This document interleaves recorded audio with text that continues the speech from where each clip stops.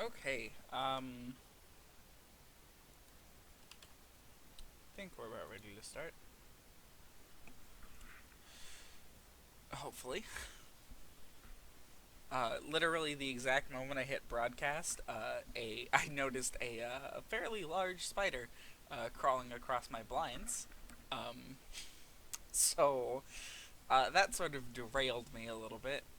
And then, of course, the reason the stream is 10 minutes late, so the way I normally do it is at around 9:50 or so, I reset my Wi-Fi router, and then I reset my extension router alongside it to make sure everything's like functioning properly. The extension router came up and running just fine. However, what did not happen is that my computer did not pick it up for one reason or another, even though it's connected by Ethernet. No matter what, my computer refused to acknowledge that anything was plugged into the Ethernet port. So it didn't work. I have no idea what was wrong. I just had to hard reset my computer, which for whatever reason took like 10 minutes. I don't know why.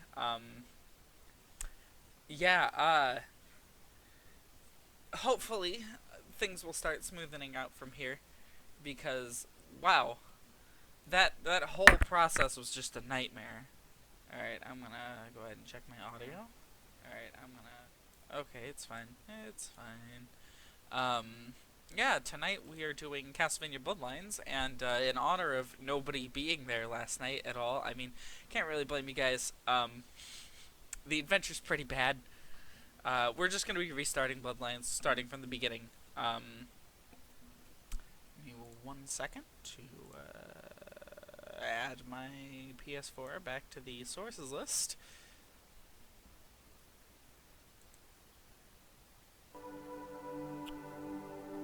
There we go. Grab my controller.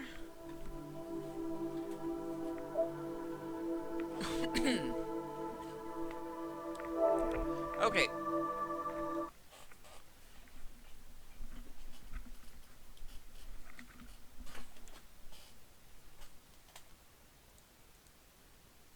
Hopefully we will be without major Wi-Fi issues this time. That gets me every time.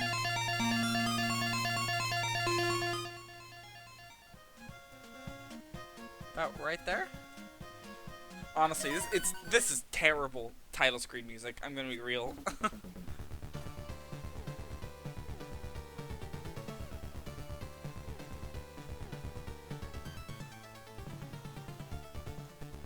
Okay,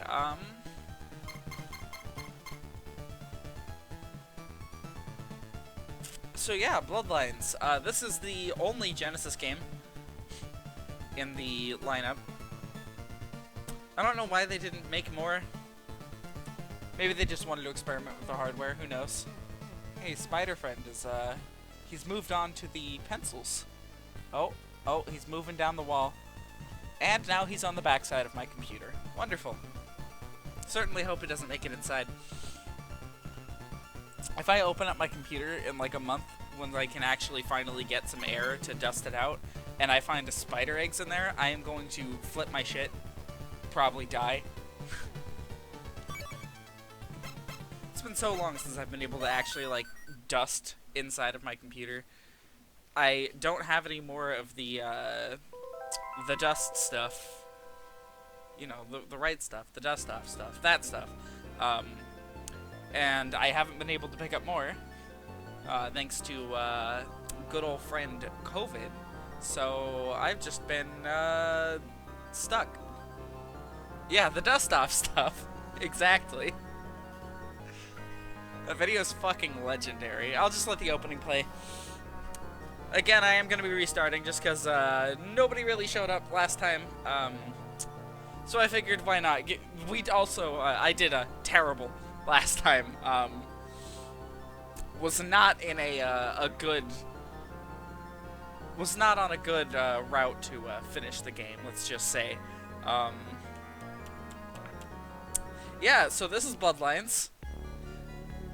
Basically, Konami heard, hey, we're allowed to have blood on the Sega Genesis. And that's exactly what they did. Am I allowed to just set that to 5 and keep it that way? Yes. Okay, sure. I'll keep it. Alright, 2 playable characters. John Morris or Eric Lacard. Whipper Spear, essentially. I'm gonna be picking Eric. The demo's an option in this game. Yeah, it's kind of weird. I don't really know why that's there.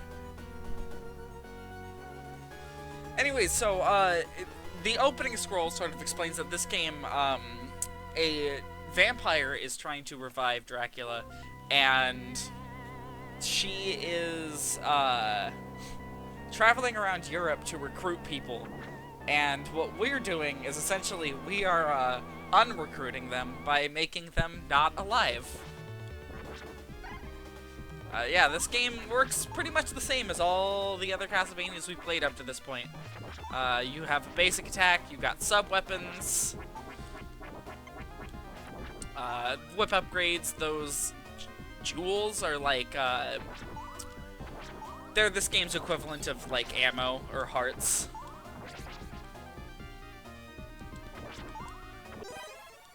That is an invincibility thing. I believe it's an orb in this game. Can't say you can't serve the Dark Army if you're dead. Yeah, exactly. Okay, now to talk this fucking enemy right here. I believe it was in Castlevania 3 when I talked about it.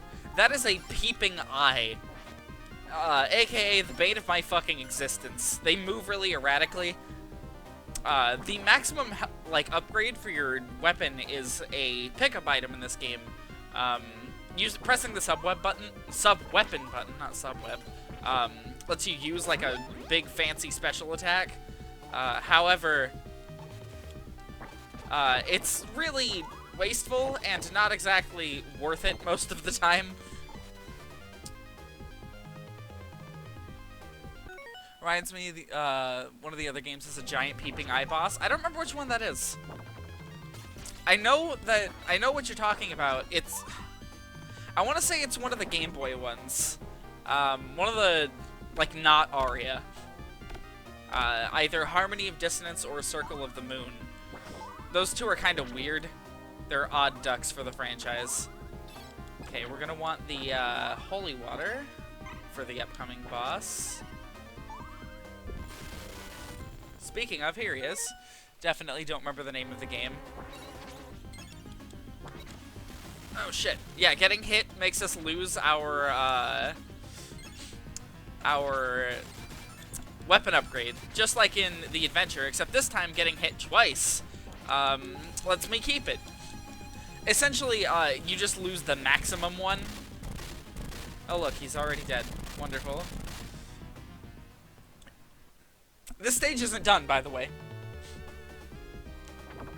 It's still going. That candle down there has an axe. Won't really be needing that anytime soon. This wall here has wall meat. Yeah, this game sort of combines stages 1 and 2 from the original Castlevania. Remixed, of course. Level 1 in Castlevania has to be, like, one of the most traversed settings in, like, video games as of this point, because of just how many times they redo it. It's at the start of every Castlevania, I swear. Like, not even Mario remixes the beginning of 1-1 all that much, you know? Like, this game, or this series, just has some sort of hard-on for, the first area. That's alright. It could be a lot worse, you know? Could be Green Hill Zone over and over again. RIP.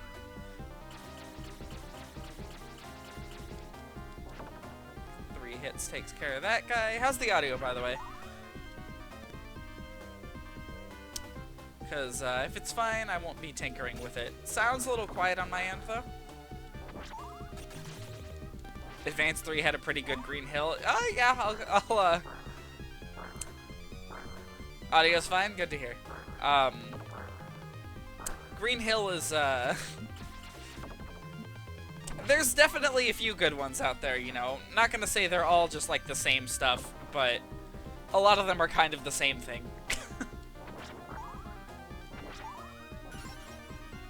Like, Emerald Hill Zone doesn't do anywhere near enough different to, like, warrant it. Come on.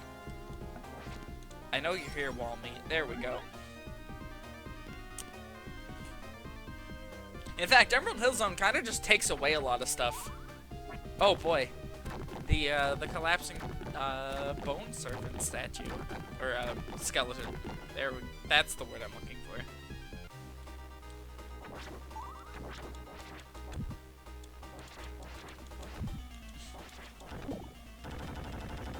Something I do love about this part, the fact that we get the, Stage 1 boss theme. Or, not the Stage 1, the Dracula boss theme from Castlevania 1. They could say it's different, say Emerald Hill, Splash Hill, Neo South Island, but really it's Green Hill. Oddly enough, one of the more different versions of Green Hill is just called Mecha Green Hill. Anyways, here's the first real boss.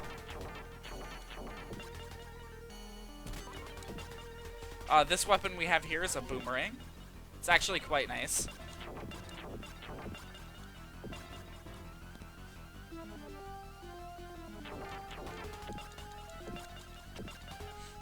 So, you sort of knock away pieces of this dude as you go.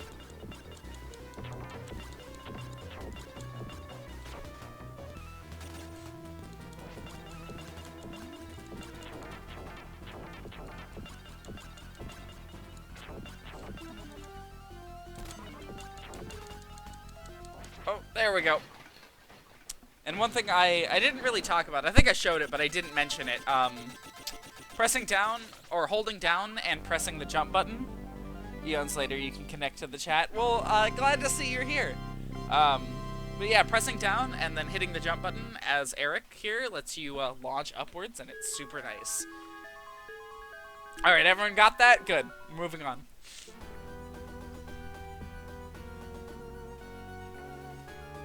We won't be using the passwords the game generates for me.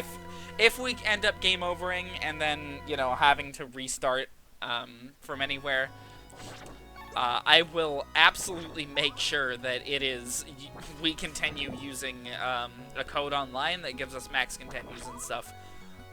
This game is really unforgiving, and on top of that, it has limited continues, unlike the rest of the series up to this point. Except Adventure. Which, like, wow, that Adventure stream went just as badly as I expected. I was really expecting some of that momentum to carry, and then it just, like, didn't. But yeah, no, Adventure went just as badly as I thought. Like, I finished it pretty quick, yeah, but no one really stuck through to the end. Can't really blame anyone, because that game is kind of actual trash and hurts your ears.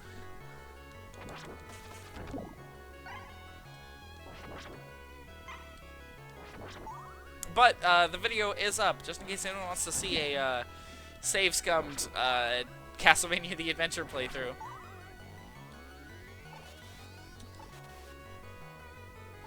Wait, did you stream that? Oh, yeah, no, I streamed it... It was, you fell asleep, yeah. Again, don't really blame you. It was, Saturday night. And, man, it was, oh boy. Like, it is just as bad of a game as I remembered. But, because I got a practice run in, it went actually pretty smooth. Like, not even Dracula was really all that much of a problem when it, like, when it came down to it.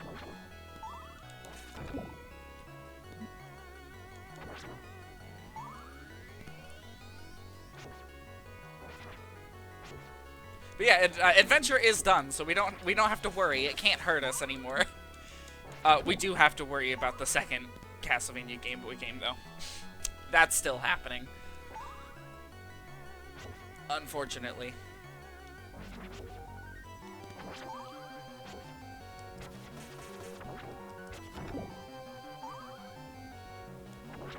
Alright, I believe we're actually already onto the first mini-boss of this level.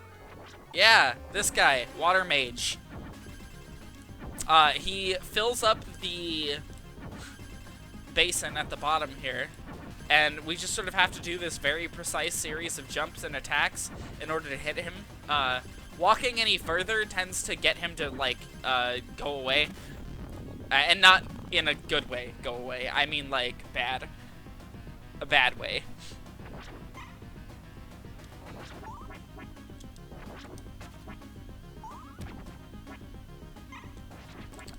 By the way, this is an attack. I found out on the stream last time. It's a little precise to hit with, but you can hit with it, which is really funny. Alright, so, second part of this mini-boss, there's 2 axe armors here. I don't know if we can really call this guy an axe armor. A flail armor, I guess? I don't know, the series has never really named this guy. Yeah, this guy's pretty simple. However, his friend over here, this is the up-close variant of him.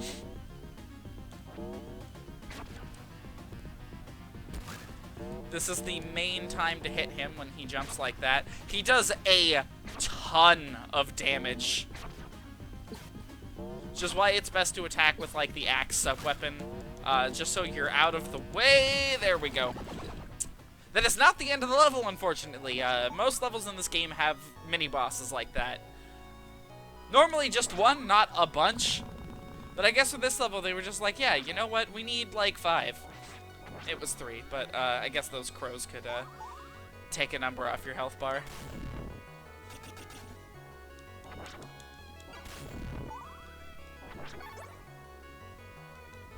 Okay, was expecting that.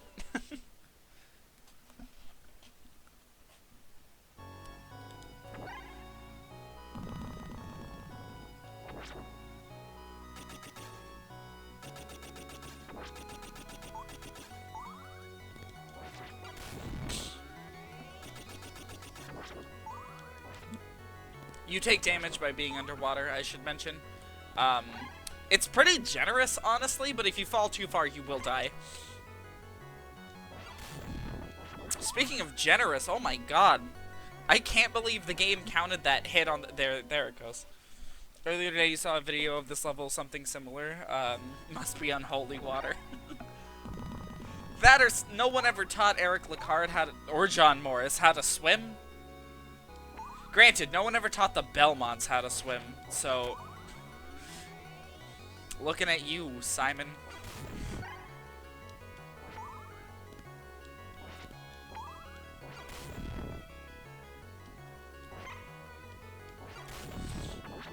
Yeah, I guess we can... I can talk a little bit about this game's overall contribution to the lore, because it's a little odd.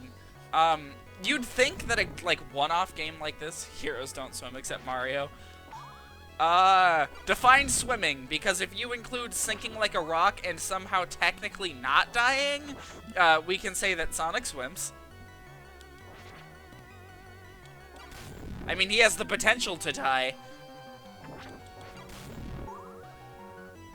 Oh, no, no, no, no, no, no, no, no, no, oh, barely. Okay. But yeah, this game has some really interesting, repercussions on the lore of the franchise. You see, you may have noticed that neither of these characters are named Belmont. And you'd think, okay, this is like a one-off old classic game. It definitely has nothing to do with the lore of the series, right? And that's where you'd just be directly wrong, because this game is important, technically.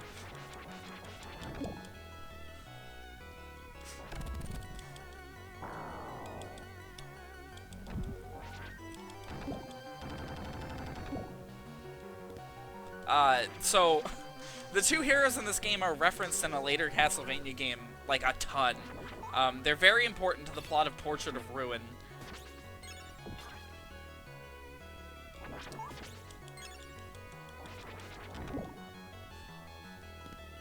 which, like, that's a really good game. So, this game's perfectly fine in the canon in my books. I won't exactly give away, like, all the big details because, you know, Portrait of Ruin's really good. And it has a pretty good plot, all things considered.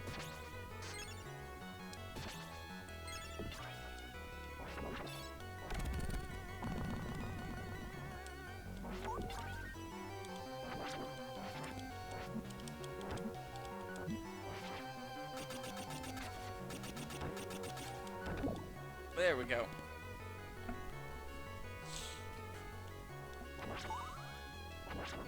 How am I down to 1 life already?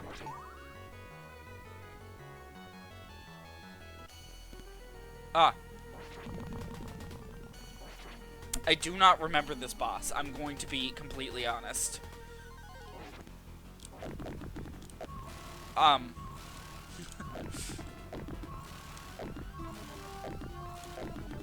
This is a game that I gave a single playthrough of, despite, you know, paying like $50 for it back in the day. For like at a retro convention.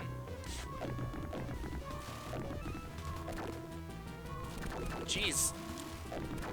That is not as avoidable as the ones in Simon's Quest.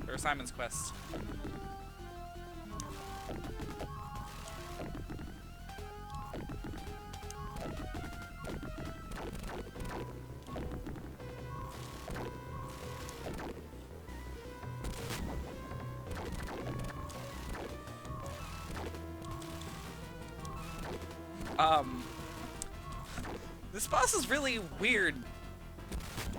Oh! Oh! Was not expecting to be launched, gonna be real.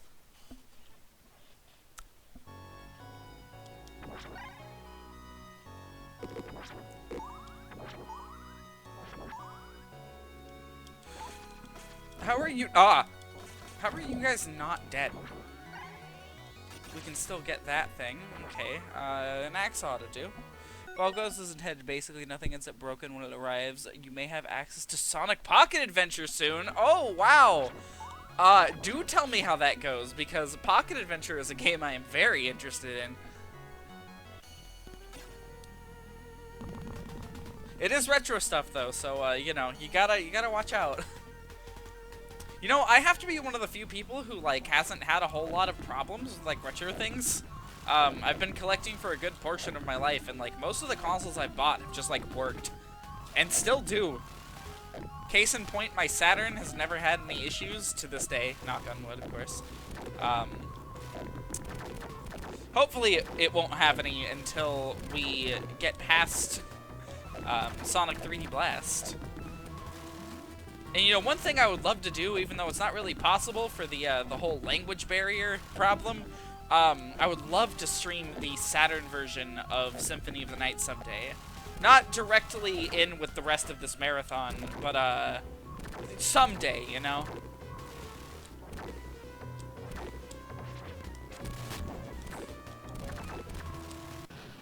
There we go. Sure, the special stages will be cause for irritation, but we'll see. I'm pretty sure the game has saves, so, I mean, it's not like you have to do it all in one go. So, that's, like, something, right? It does, yeah.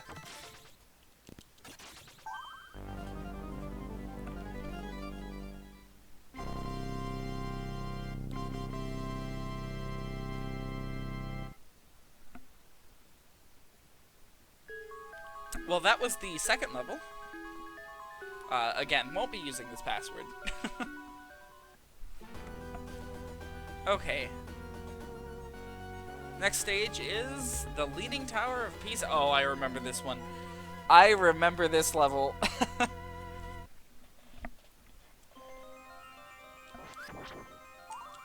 It's one of the only levels I actually remember the boss of. It's crazy, I know.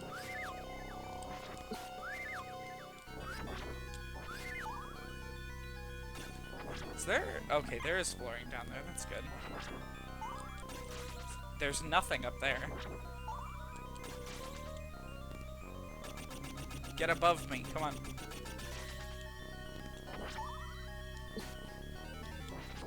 Oh god, he has a weapon now. Like, more than he did before. A bigger one. I'm gonna go over him. Oh no. This was a trap.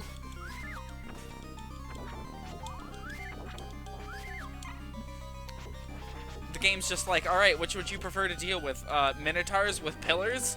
Or harpies with spears? Your choice.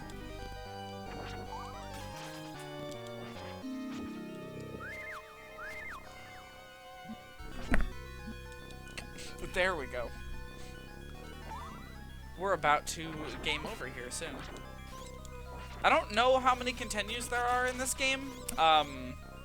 Something like...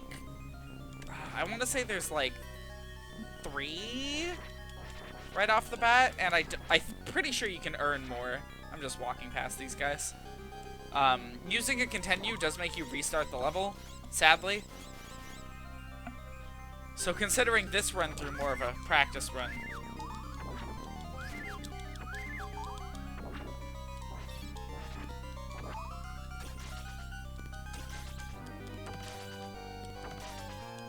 I'm going to be bullying these birds.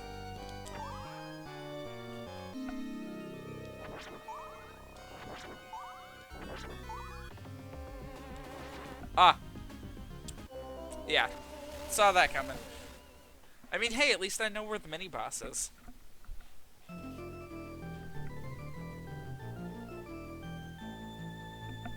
Gotta say, oh, it's 2 continues. Wonderful. I absolutely love this game's OST.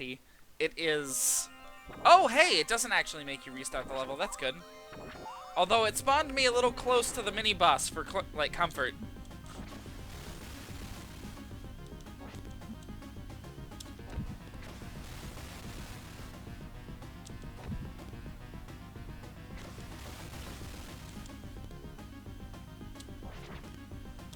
It's worth noting that in this game, Dracula has a separate continue code for him than the rest of the final level does, which I think is really funny.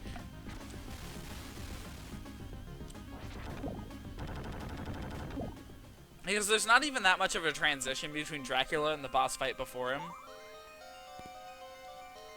Okay, now this is the like really cool part of this level. This is the part that people tend to know, if any part of this game. I believe AVGN covered this in his review. We'll need to leave for now, but maybe back. Alright, well, have a good night if I don't see you again.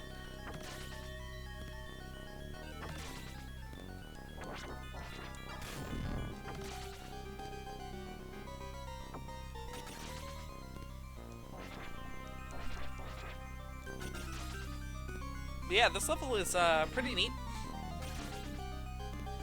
This is all on a console that is not able to handle Mode 7 processing, which is really impressive.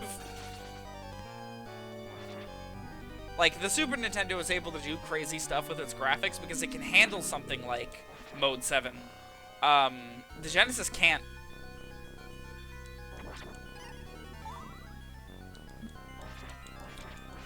I don't know why I didn't think, yeah, I could destroy that with my spear. I was like, no, jump.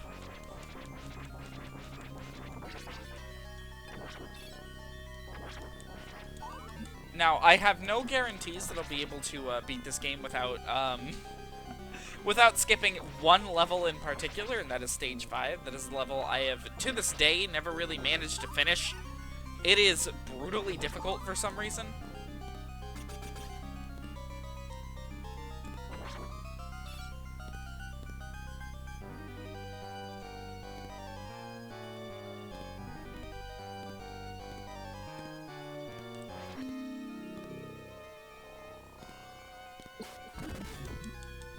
Winged skeleton. Oh, okay. Winged skeletons are indeed back for this part. They have a bit of a different design this time, though. This time, instead of bearing their traditional, like, spears and stuff, they're just kind of winged demons. Would not surprise me at all if this game was from just, like, a completely different dev studio than the other Castlevanias.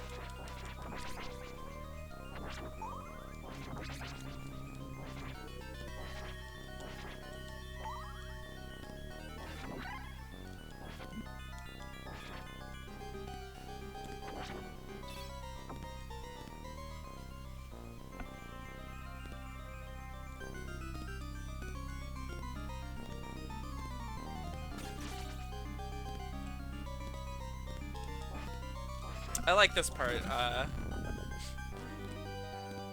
The tower sort of coming into the background menacingly is kind of neat. Hard to get over that it's like the sort of, I almost said terrorist trap. It's like the tourist trappy, leaning tower, but...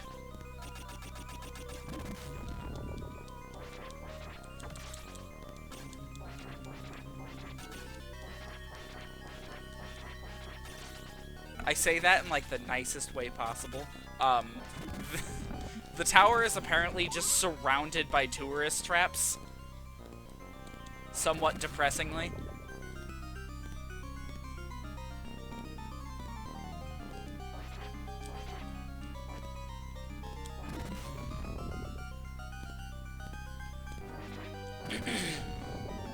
But it makes for a neat Castlevania backdrop.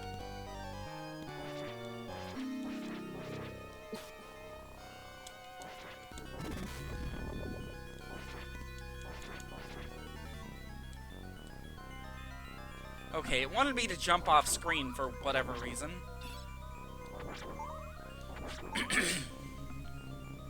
Okay, we should be on the boss.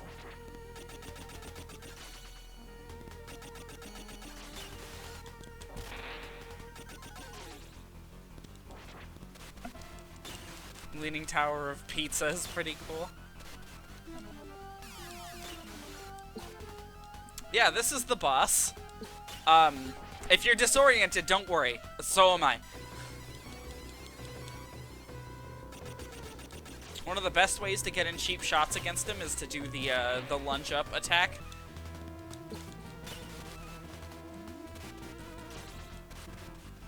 You have to sort of get him when he's above you, though.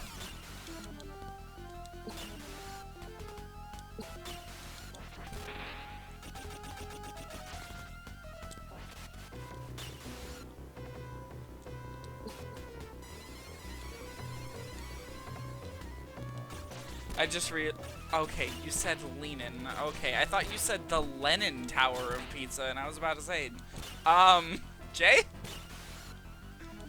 There we go, we got him, though.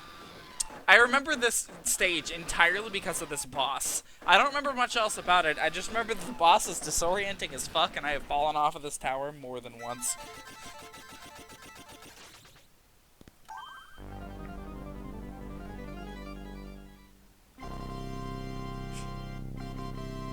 I love the lance jump, it's great. Take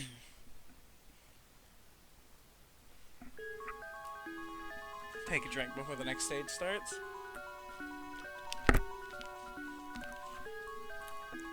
Let's see, what's the next level?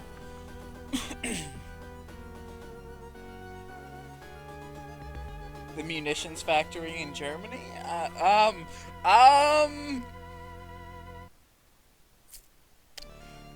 Are we really visiting World War... I forget, is this one 1 or 2? Either way, we are visiting, Germany during the World Wars. And I believe this is World War II. So... At least from what I remember about, Portrait of Ruin, this should be World War II era?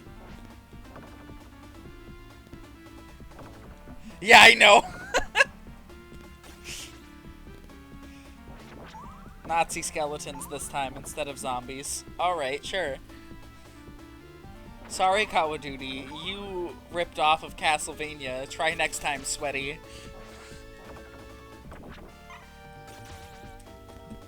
Oh, come on.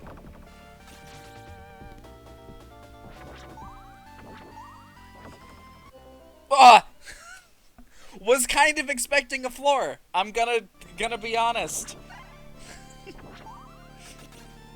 Alright, now remember, workers, stay away from the treadmills, okay? If they catch you within 40 feet of them, we'll get an OSHA violation. No, Jacob, I do not mean... I'm not even gonna say that out loud.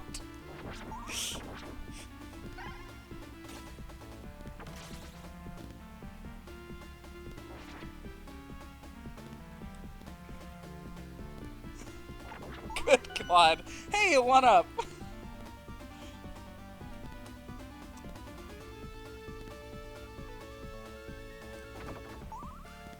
Hey, hey, that's not how that works.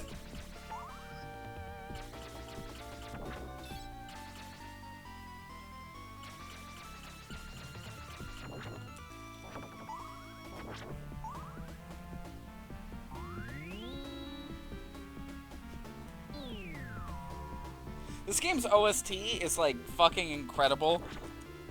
And, it's kind of a shame that Konami went so long ignoring this game. I mean, granted, Canon didn't ignore it, but, like, for a good while, we had a Castlevania game that was, like, modern and, like, had just been released. This was back in '06, of course. This is where they're reanimating Pillarmen, right? Yeah, I think. I'll let you know when I find Von Strawheim, alright? And then, he'll let us know what he's up to here, I'm sure.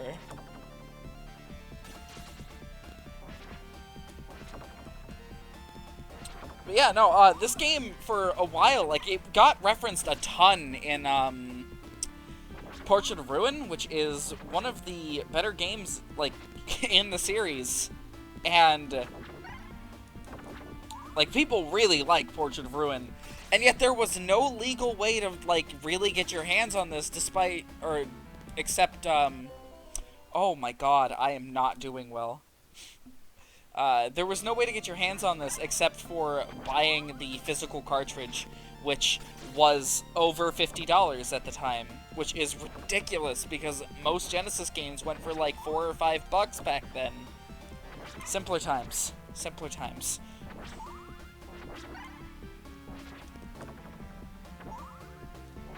But yeah, like, I was never able to play this one as a kid because I don't believe they ever re-released it on... Why did I need wall meat there?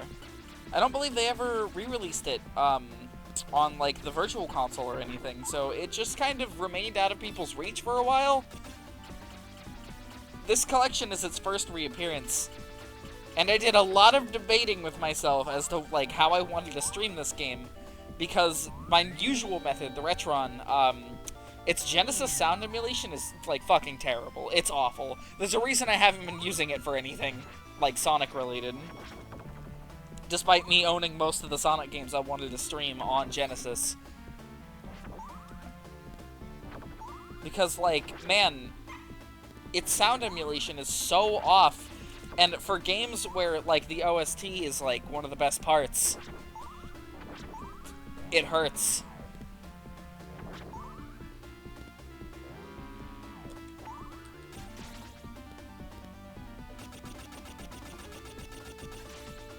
Ah!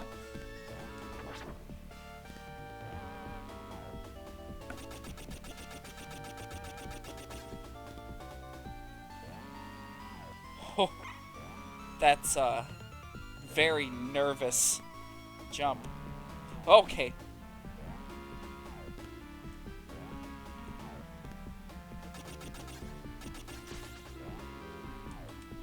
Don't like that jump? Skip it.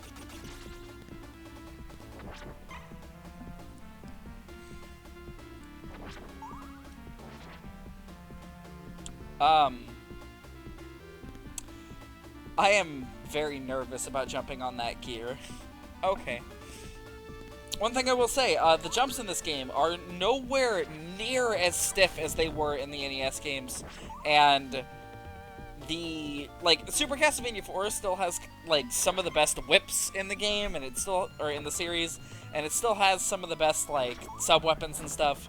But man, this game has, like, some of the best feeling jumping physics in the series, other than, like, the Metroidvanias, of course. The Metroidvanias are unmatched. The characters have, like, a proper amount of weight to them in those. This game, the character is a little bit floaty feeling, but the jumps feel way nicer to control in midair.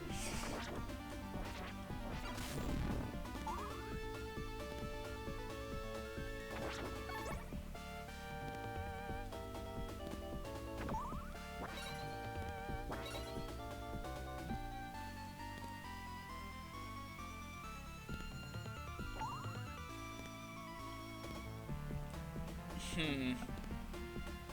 Okay.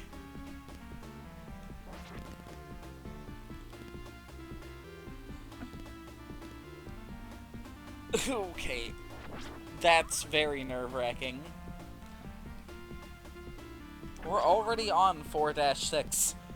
Hmm.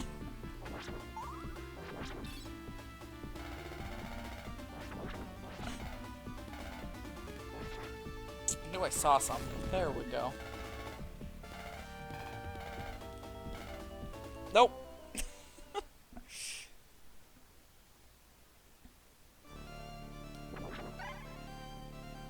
Alright, 0 lives left, so, I'm gonna wait for him.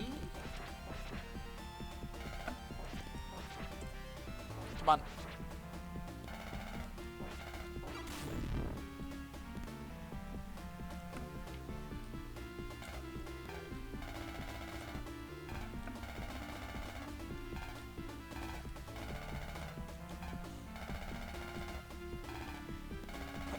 How do you even do this?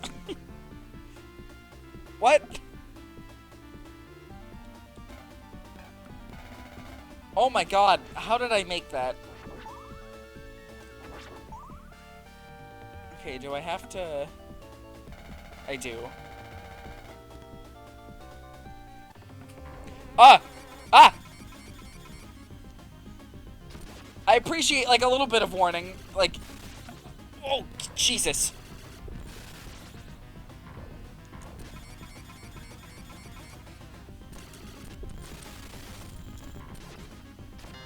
This boss is what I like to call a meat wall. Because, wow, all of him was a weak point. Of course that wasn't the end of the level. I almost walked right into that, thinking it was part of the background. And very quickly remembered it is not part of the background. What?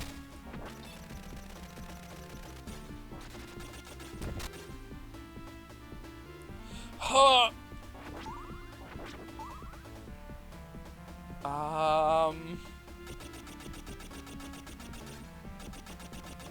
To move like 2 inches at a time.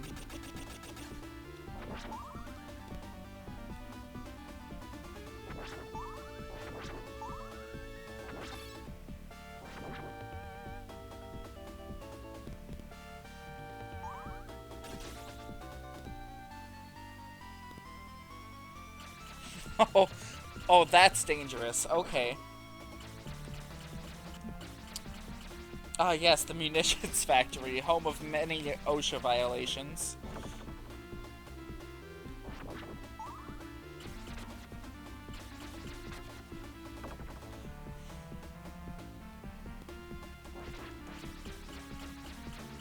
I'm pretty sure that big spike ball counts as dangerous equipment. Not to mention these gears that are just levitating in the sky near the factory. Like, come on, guys.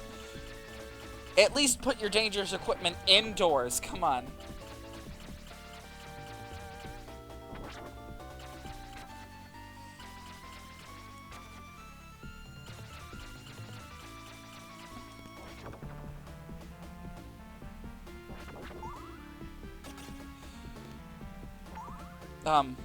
Okay. I remember the boss of this level now!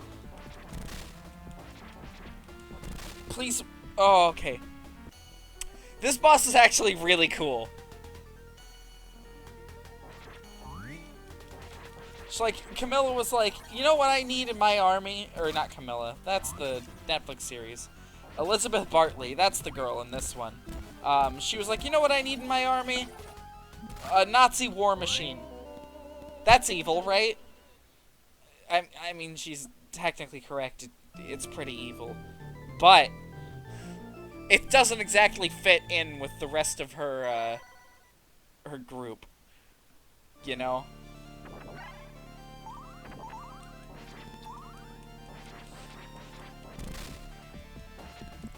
Fuck. Come on. Can I, like, get Up there? No. Okay.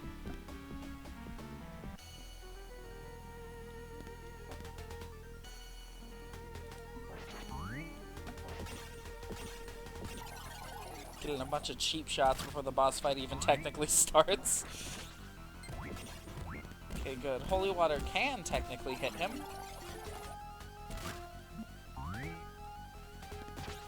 That's gonna not hit. He does a lot of really weird shit. Like that.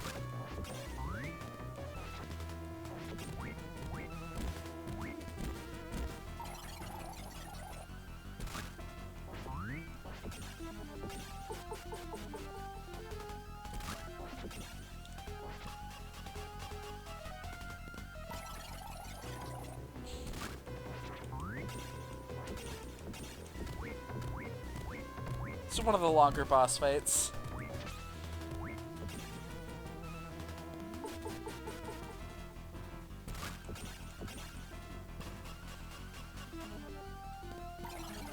Okay. Seems to just go wherever he wants after some of the attacks. He can go to either the far or the, like, close side of the screen, and predicting where is very difficult. Oh, he's, like, tiny now! He is baby! Ah! Never mind!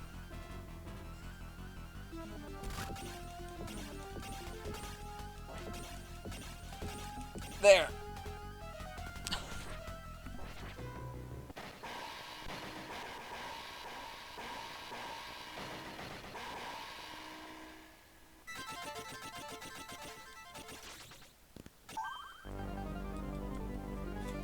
Can I get this? Oh, no! That's a good spot for him to end off on. Alright, stage 5. Jeez, it filled up like the whole grid this time. But why?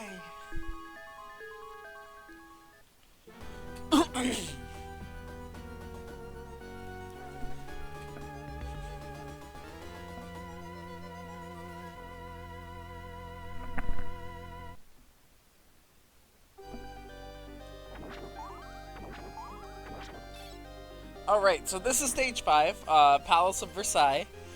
This is the stage I've never actually, like, finished. It's very difficult. I've normally used codes to, like, skip it. I'll try not to do that here, but if we get stuck on it for, like, a full hour, I'll probably just be like, alright, we've seen enough of this level, moving on.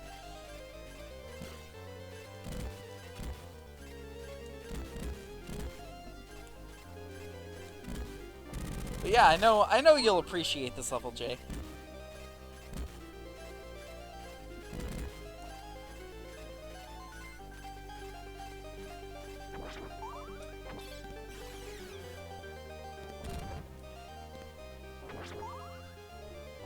But yeah, this stage is one of the most dickish. Here we have red skeletons, the one that, the kind that revive themselves infinitely.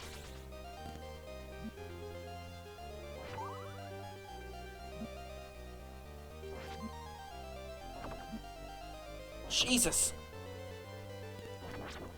We are definitely not finishing this level on, this set of lives.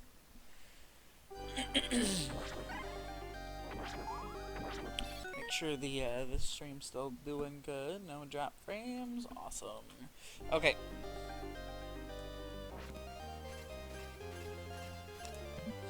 Holy shit. I'm hoping that after my experience with Castlevania 3,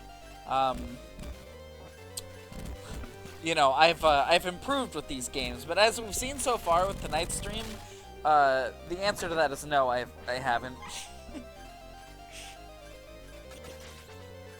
I, like, literally walked off several pits, into several pits, and, my controls got reversed. I did not know that those did that. I normally don't get hit by the little, the things.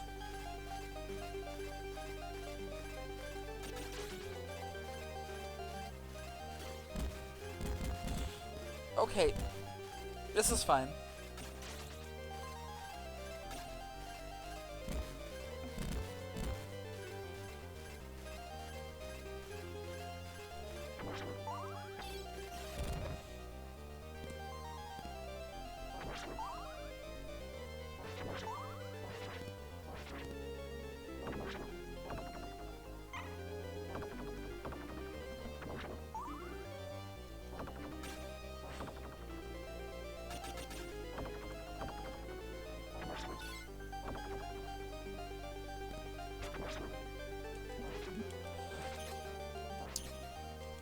This enemy is one of the many, many reasons why I have never finished this level. His range is like the entire screen. Depending, of course, if he feels like hitting you. Why do I smell smoke? I really hope that's not my house burning down. If it is, hello to all 40 million YouTube channels covering me dying on stream as a disturbing moment.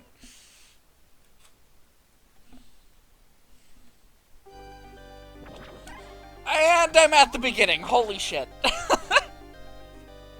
Oh my god.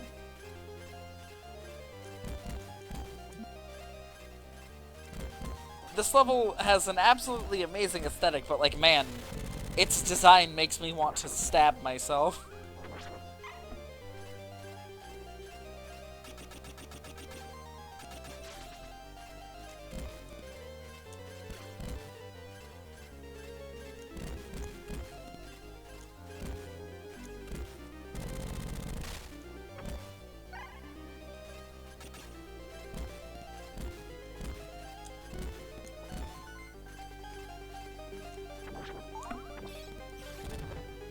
Okay, so far so good.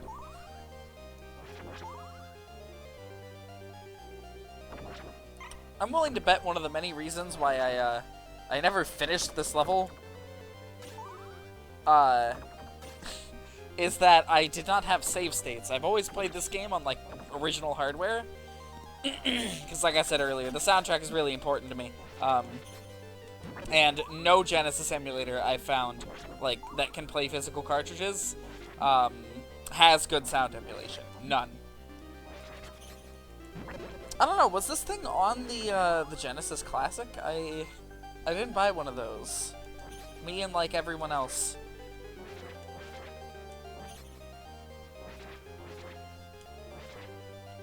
Get fucked, weird monkey skeleton.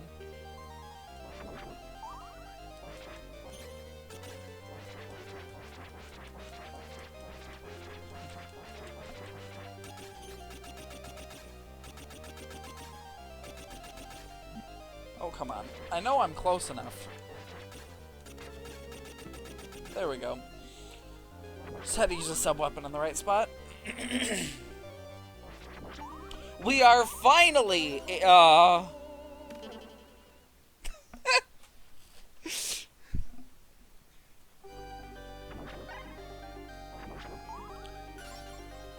get me a second time, fucker. Oh, but you got him. What is this thing?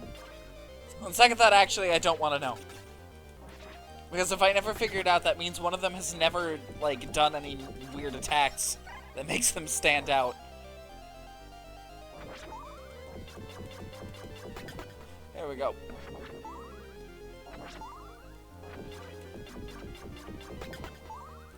Oh, fuck.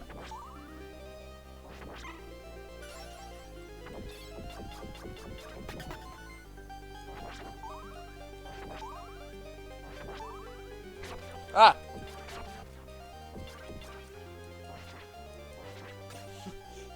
You know what? Out of screen, like off screen, out of mind. Honestly.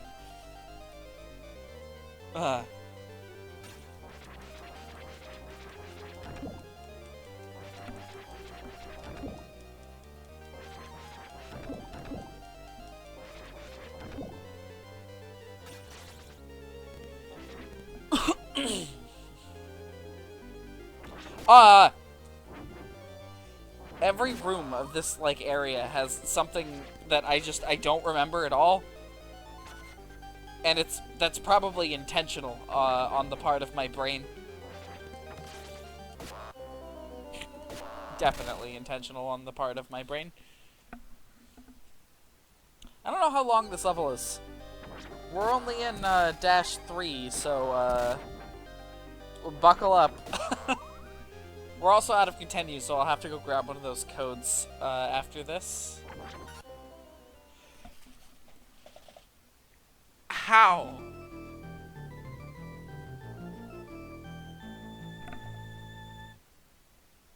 What? Okay.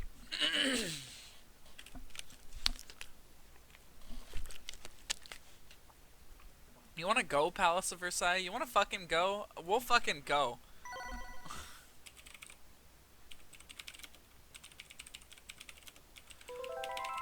Gotta pull up that that nice password list.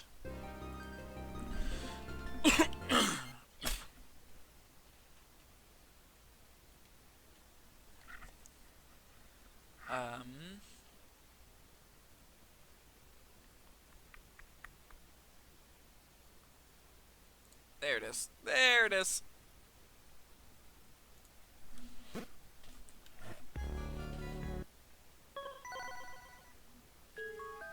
Okay, we want 5-1. Holy shit! This is actually the next to last level. That caught me off guard.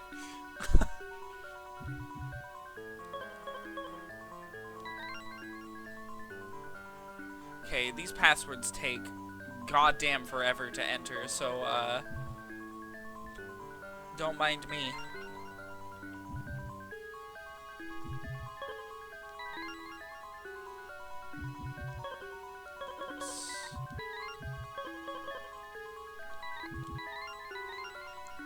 There we go.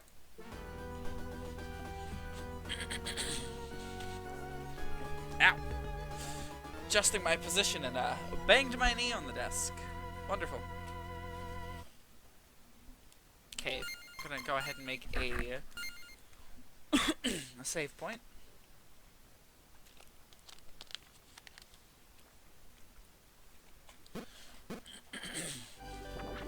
Okay, I'm definitely gonna be using way more save points to get through this level this time.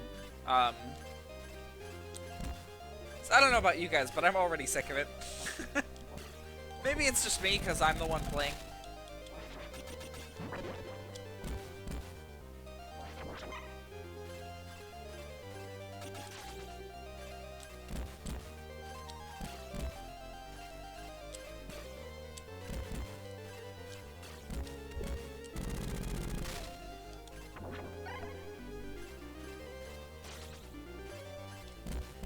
Gotta say, last night I was sort of complaining that the control setup for the adventure was like hurting my hand, and this game I am experiencing no such issue. So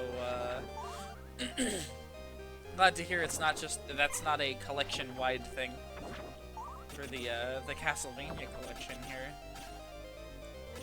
which I sort of gave my opinion on last time, but really I'm not a fan of this collection. I'm also not a fan of the fact that those creatures, these, what are these? I really don't even know. I don't think you can actually hit them without dying.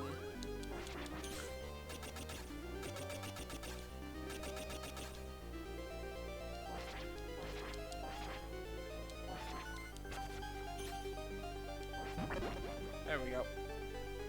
But yeah, this collection could have been a lot better, all things considered. It only includes like a small handful of games when it should have included way more.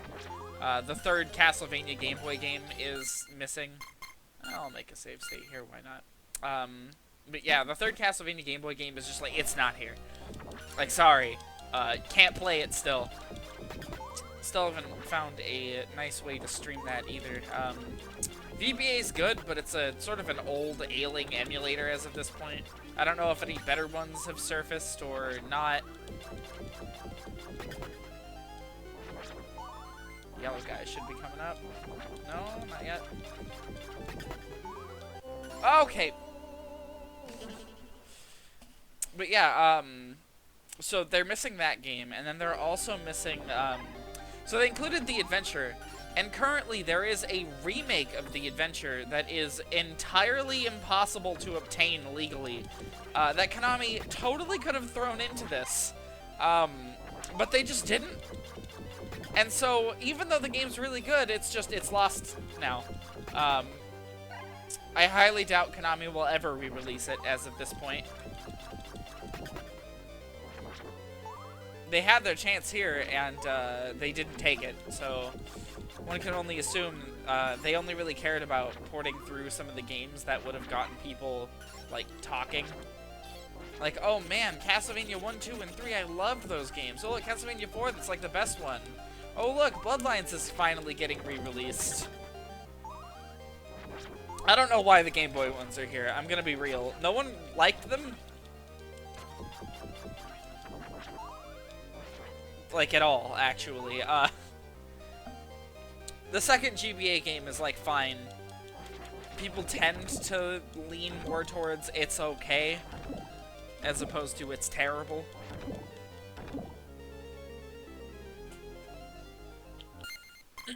Make another save state right here. I've played very little of it. I can see why people like it more. I'm not gonna say I like it myself. Like is a strong word when it comes to that game. But, oh my god. Yeah, definitely.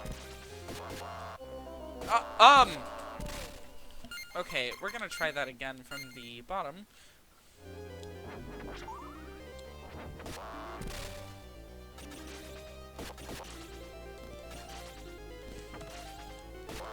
I really appreciate the straight line they gave me to the top with no resistance.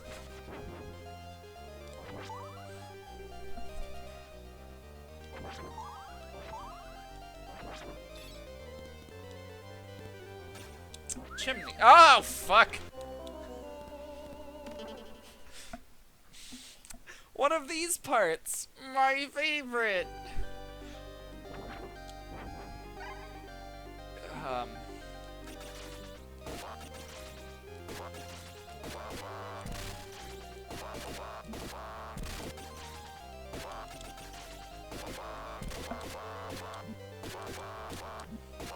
My whip is, or lance is literally not long. I have the same amount of HP. I have less HP there than I do here. And that direction leads nowhere. I've already tested it and fallen into a pit.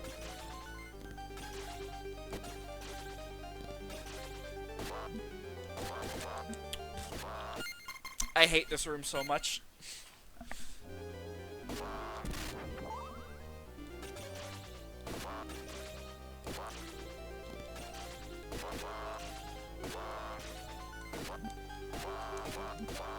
Holy shit.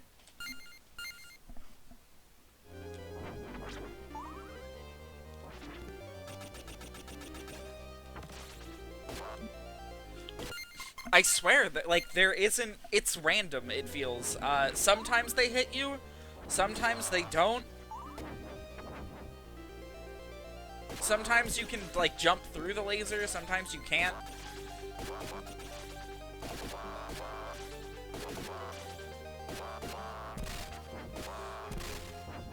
Hey, twofer. I'll take it. That is probably the most amount of HP I'll make it through that room with.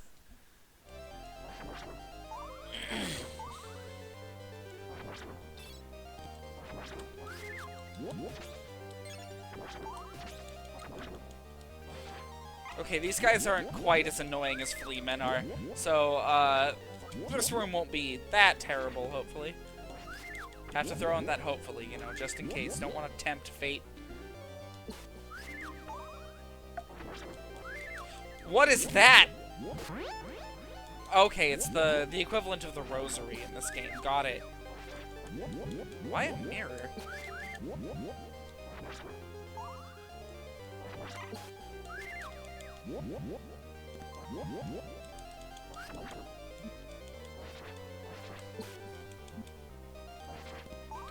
Holy shit.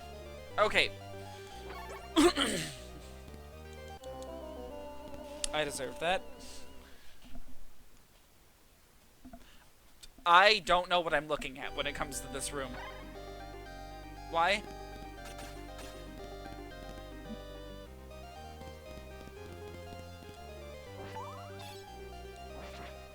God, the winged skeletons are so scary in this one.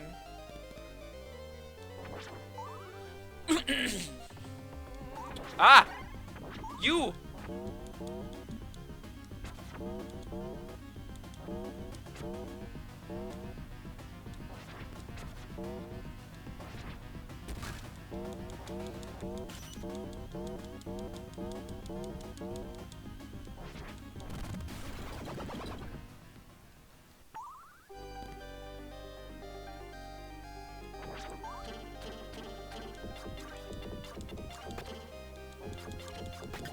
Arrow armor, I guess, is what those are called.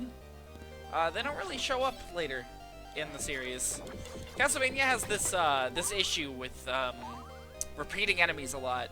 The game's never really had long dev cycles and or large budgets. So they made like one set of sprites back in Symphony of the Night, and even then they stole. I don't want to say stole because it was their own game, but they borrowed a handful of them from games like Castlevania 4. What? Chainsaw? Or not chainsaw. Fucking minigun hand? Okay, sure. I just won't question it.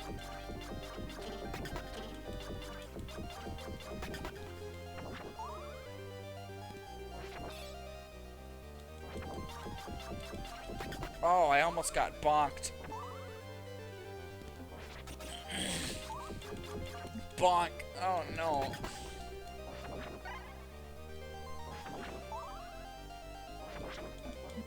Okay, what is this enemy? How do I deal with it?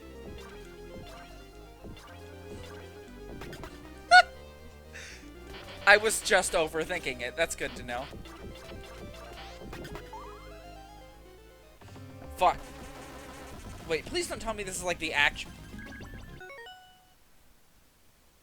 What?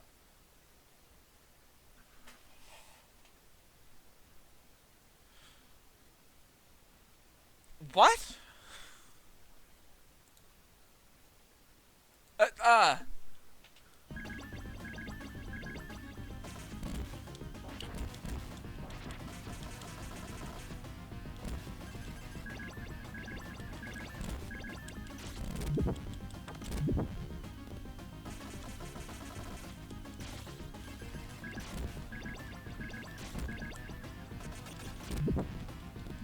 Oh!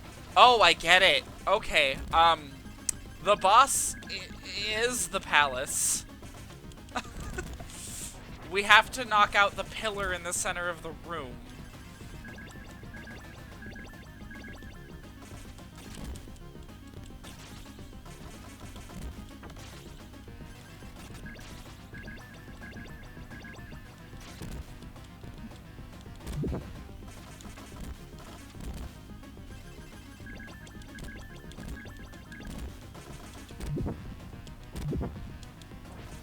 Okay, it took me a moment to figure out what was going on here, but I got it. I got it now.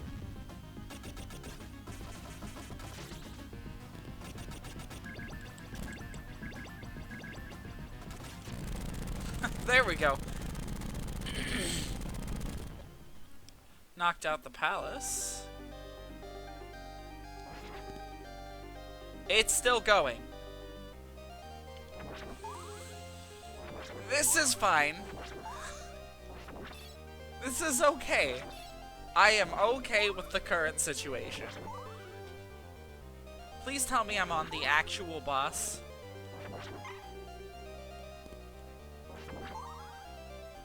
Certainly looks like it. Do I want to know? Ah! Ah!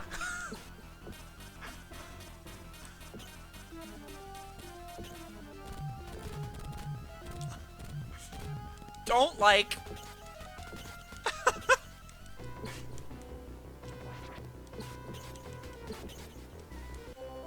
Okay, wasn't expecting to kill it the first try, but Jesus Christ.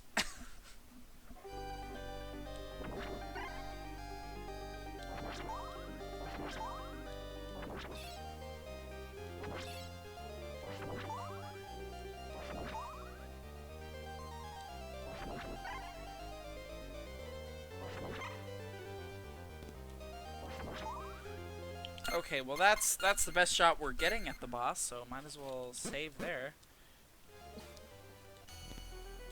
I'm gonna take that extra ammo that I accidentally threw.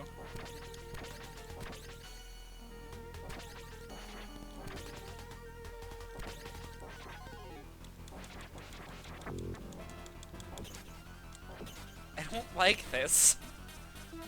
I would have been fine with Big Moth. What I'm not fine with is Lady becomes Big Moth. I don't know, something about that.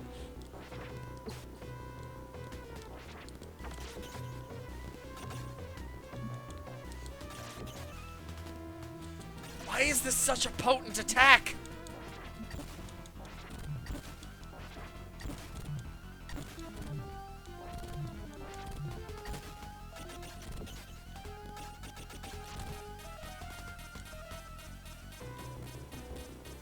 God, you can barely see those.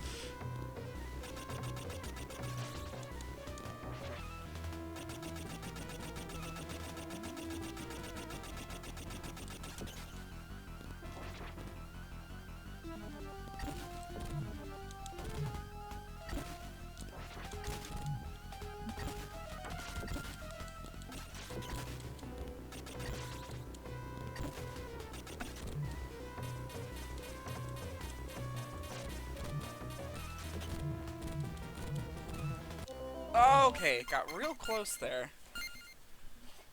I keep thinking like, oh, circle jump. Yes, that works. It doesn't work. Circle is not jump.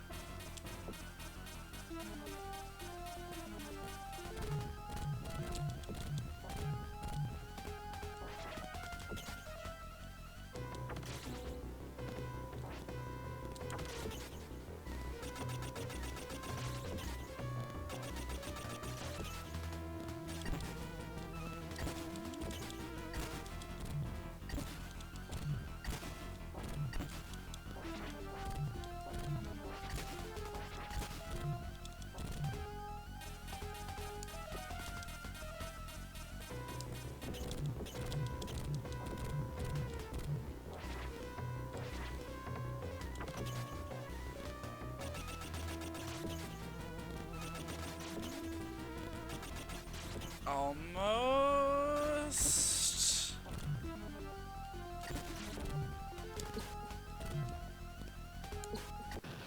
There we go. Hey, that's actually my first time clearing stage 5. So, that's something. Very happy that happened on stream, gonna be honest.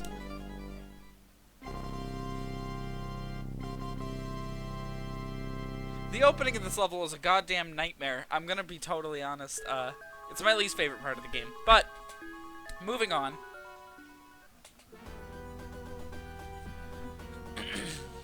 Stage 6. The Castle Proserpina? Oh my god. Is that like a real place? Did someone actually name something that? Like, on purpose? Ah! Why are they firing, like... Ah! Missiles!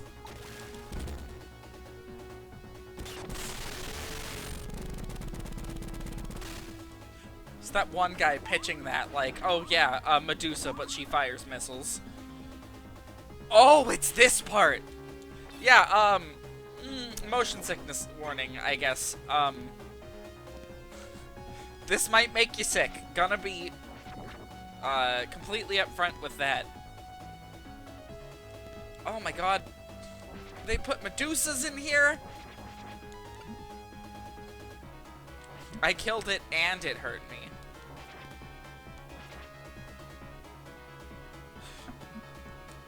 Ah! Okay. That's, like, really throwing me off here. I have to take my time here. There's no way around that. I keep thinking there's like 2 or 3 Medusas at a time, and it's really just they're appearing. Okay.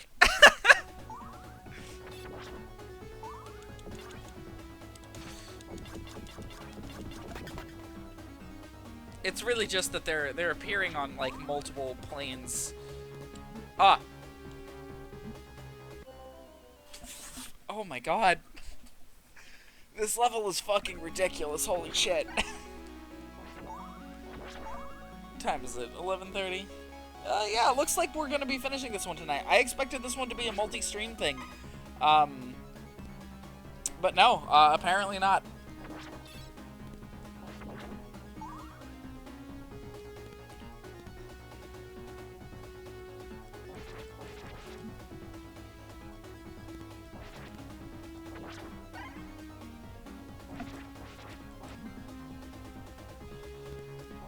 Oh my god.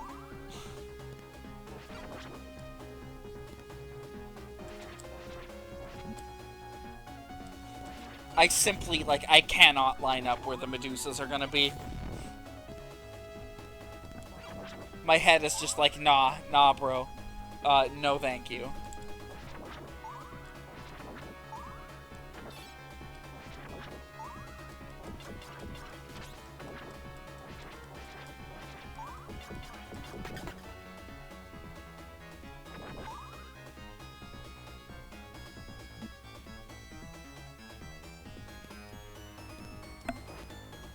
Oh.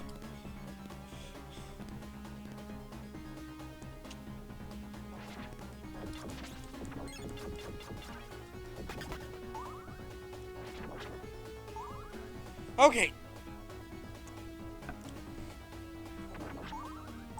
I do not trust this. We're already on 6-4. Stage 6 apparently goes out to 11 because there's a continue code for 11. What is that? Oh, okay. Just the first boss, whatever. Ah! Finally back. Seemed your world was flipped for a bit. Yes, it was. Welcome back, Robert. Yeah, this is the final level. Apparently this game only has 6 stages. However, stage 6 makes up for that by being extraordinarily long. But yeah, stage 5 went, I don't know if I can say smoothly, because we had to, we ran out of continues and had to pull out one of those nice, codes. But we did end up making it through after I got some practice on the opening area. Oh, here's our boy! I won't make a save state here. Yeah, the death encounter here is kind of odd as far as death encounters go. It's weaker refights of the bosses that have already, like, happened. So here we have the Leaning Tower of Pisa boss. Is it Eggman levels of long? Nothing is that long. Nothing can be. However, it is fairly long. It is 11 segments long, which for Castlevania standards, like, that's huge. Alright, first boss down.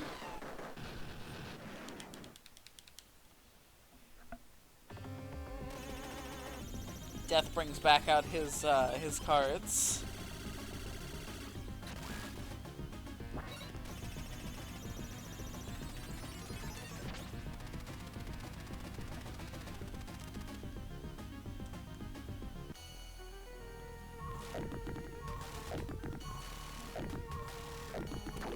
Yeah, see how much faster this one, like, this one's body parts are going down? Like, these are, generally speaking, much easier, than before.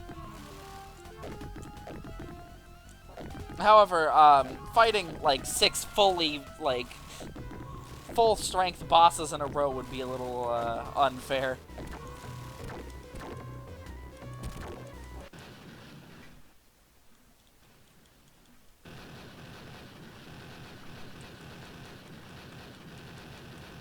However, we have entered the blocks of stages where even if somehow we blow through every single one of our lives and all of our continues all at once, and oh, it's meat. All right, I'll be making a save state here now that we have wall meat, or I guess death meat. How nice of death feeding me.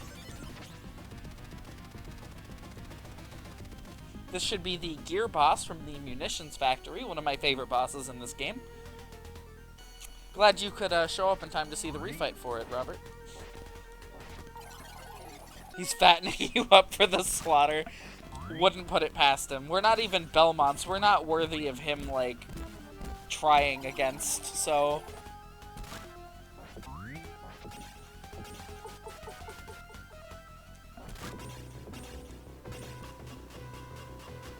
Hey, I can jump over him. Didn't know that. I normally go up top. Hey, he's baby again. Nice to see a small machine for, like, the 2 seconds. There we go. Getting Gunstar Heroes vibes. He is a very Gunstar Heroes-y kind of boss.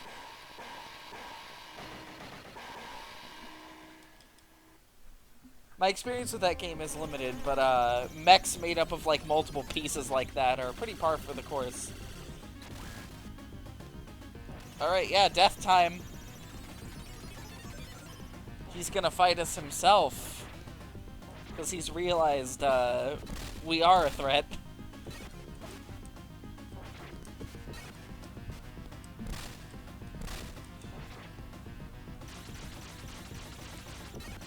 Hey, this is the attack from 4.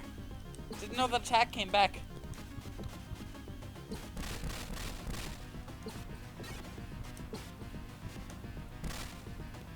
Oh my god, they explode now. Oh! I just accidentally used a special ability that I didn't know existed. But yeah, we will be reloading that. Be fighting the gear boss again. Hopefully this time we won't take... Yeah, oh crap, I have to try. Exactly. Hopefully this time we won't take any damage. Although this boss's hitboxes are a little odd, so... It's worth noting this thing is absolutely, like, a tank, normally. Even with it taking double damage, like, it still takes more hits than all the other bosses. Also, notice the Stage 5 boss wasn't in here.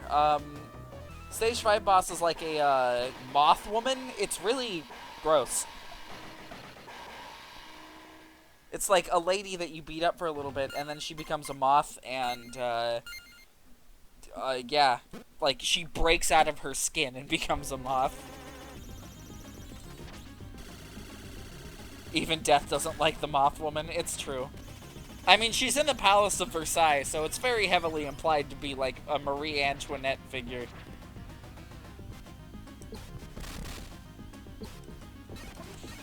Screw getting hit.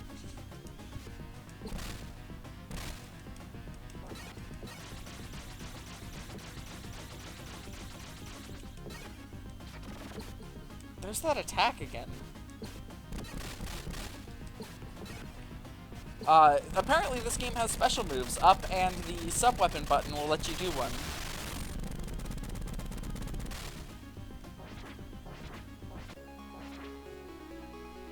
Alright, moving on to 6-7. Is this one of the ones with the continue code? Blah, blah, blah. No, it's the next one that has another continue code. Must be where Richter got it from. Wouldn't be surprised. Oh, that's it for 6-7. Okay. Alright. So this is Elizabeth Bartley.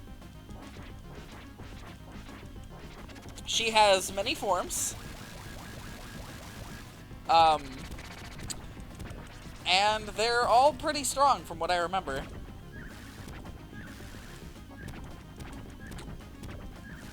I don't really know what that attack is supposed to be.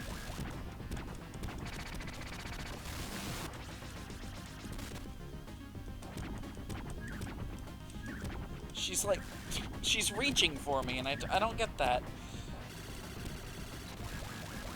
When I see a snake-tailed woman with, like, what appears to be snake hair, charging up an attack, I think, oh, petrification blast. Alright. Better turn away, and that's not what she expects.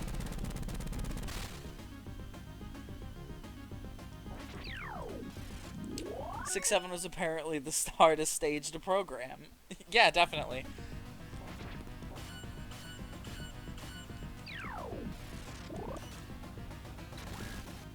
I do not remember this part of this boss. All I remember is this is another part of the game that I was just like, I'll skip ahead. I'll see what's next, you know? Because there are codes for this point of the game onwards. Wait a minute, can I walk back down the stairs back into 6-7 and get those? I can!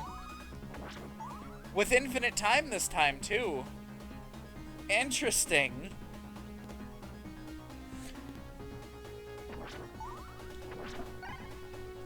There we go.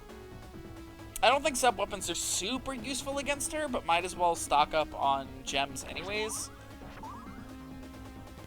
Just in case I don't get a chance to do so before Dracula.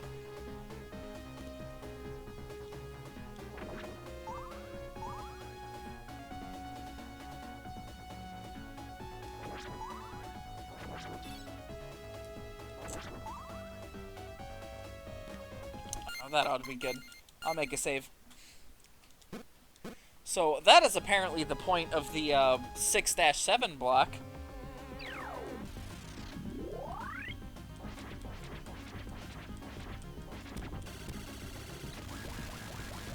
Okay.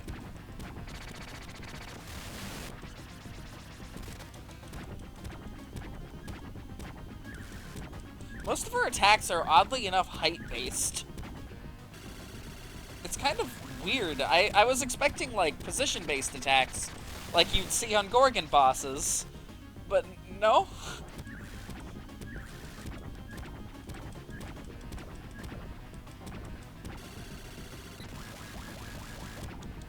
Hope one day Dracula just beats his enemies over his head with his throne. Me too, honestly. I'm hoping that's an attack in some, like, crazy future Castlevania if we ever get one. It feels so bad that, like, Castlevania is just delegated to Netflix show now. It's not a video game franchise anymore.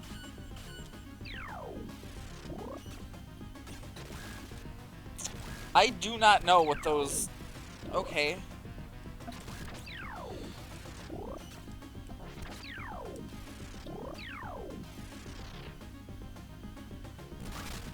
Ah! Okay. Reload that. Okay, so now that I know that they can't hurt me, I can figure out how to, like, actually tackle this boss.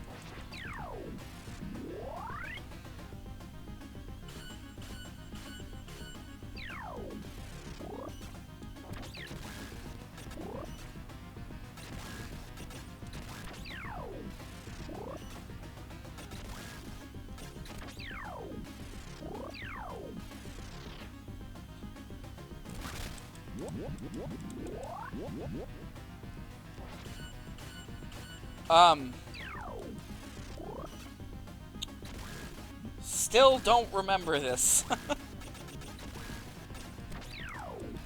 Again, I played through this game on original hardware quite a lot. I never bothered to emulate it. Ah! That is oh! Okay, there's 5 now.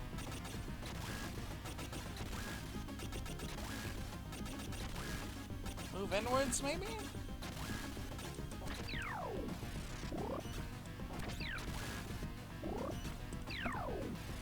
Ah! Okay, whatever. Oh, fuck.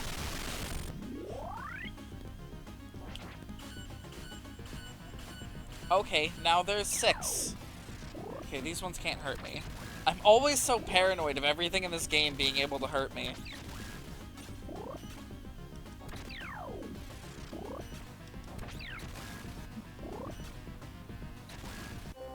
Okay.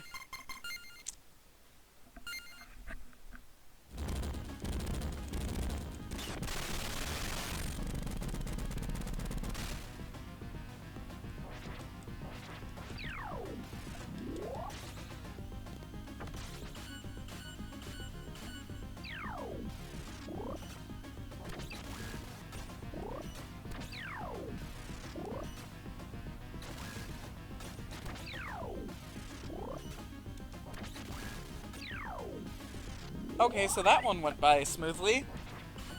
Okay, so we have to beat... Oh no. To get in hits, we have to get rid of the bubbles.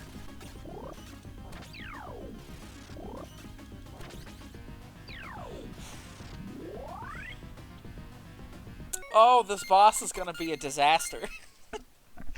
I see why I never beat this on actual hardware.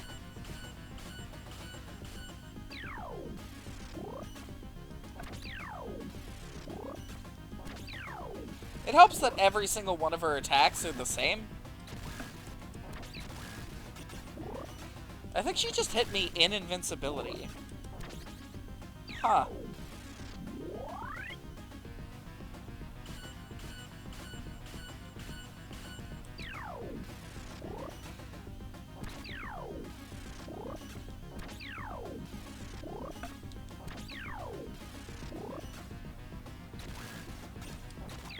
All of her attacks being the same shit is starting to, like, get to me.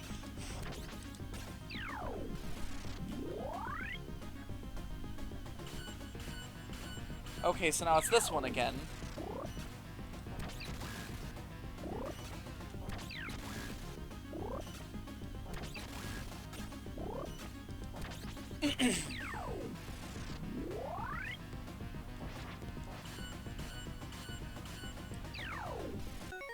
Suddenly became the easiest boss.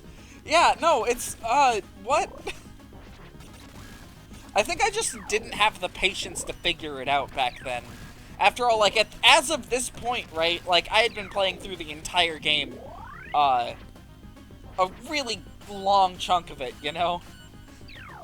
And, like, without stopping, because that's just how I do things on classic consoles.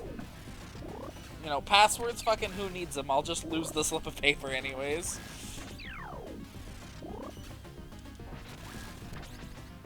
There we go.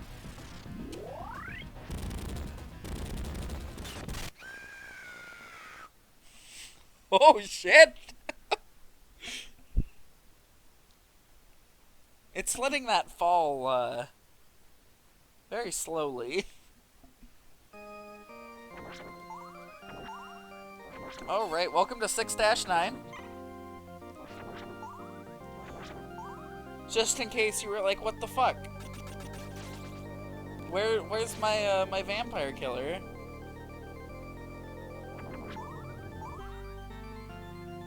Here it is. Could have given her a little basic attack, here, different properties depending on the element. Yeah, no, I guess they just didn't feel like it. I don't know. And they also made it excruciatingly long. We are definitely not finishing this boss right here.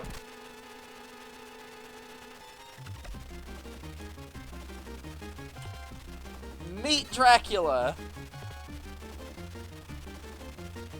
Again.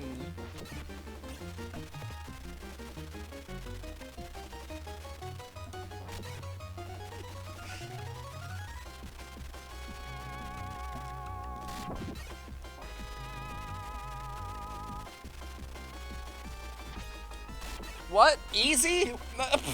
Who said that?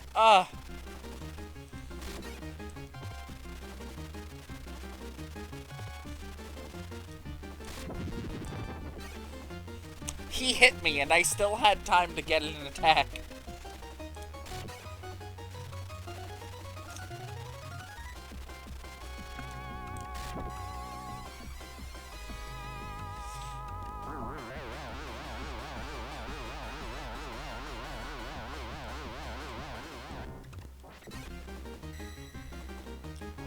This one just kind of looks like death. I don't know.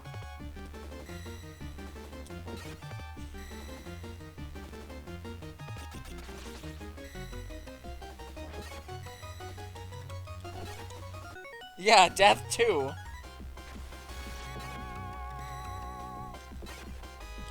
Which, look at how much I was able to do off of just half of a health bar.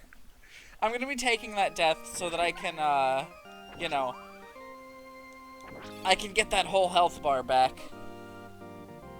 And I will be, grinding a little bit, of course. Are we allowed to... No, we are not allowed to go back to the beginning of the previous stage. I guess that stage is just for people who want to finish the game, or in like one go.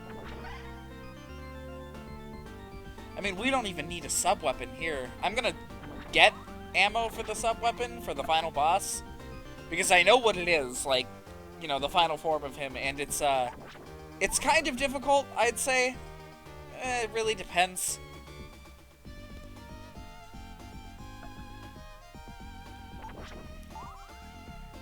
He has a jumping pattern that if you can get into the groove of it, it makes it pretty easy, but otherwise you're gonna have a pretty tough time.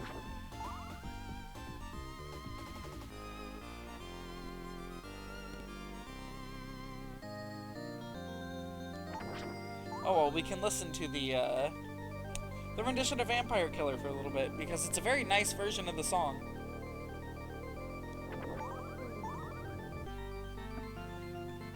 Is it the Slagra 2 guy from 4 with the beat? Oh, Slagra 2. No, it is not. I don't think its design is really ever seen or used again anywhere else in the series. It's kind of weird.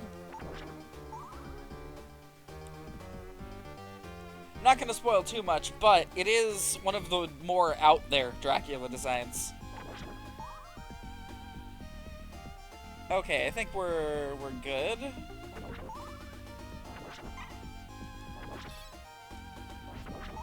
The holy water ought to be a good sub-weapon for this. Okay.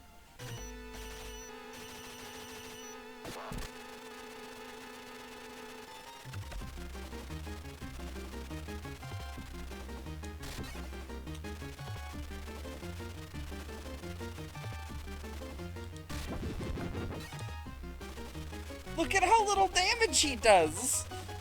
He's a little baby!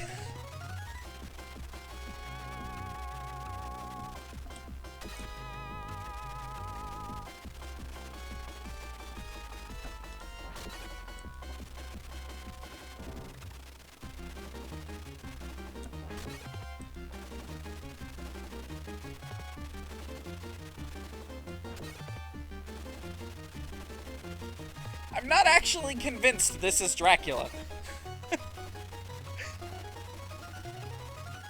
Come on, old man. I know you got better. Fucking... I know for a fact you could do massive fuck you attacks that trap me in pillars of fire, without really a way out.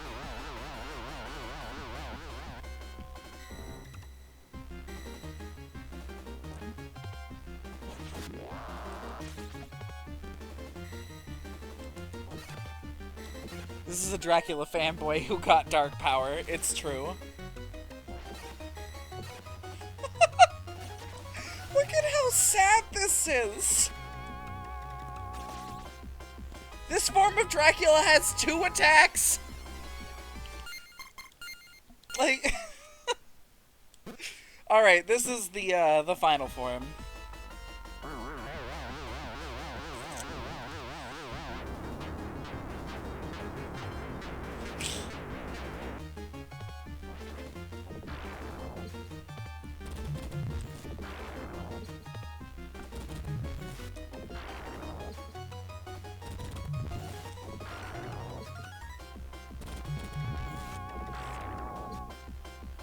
I should have stuck with the axe, but oh well.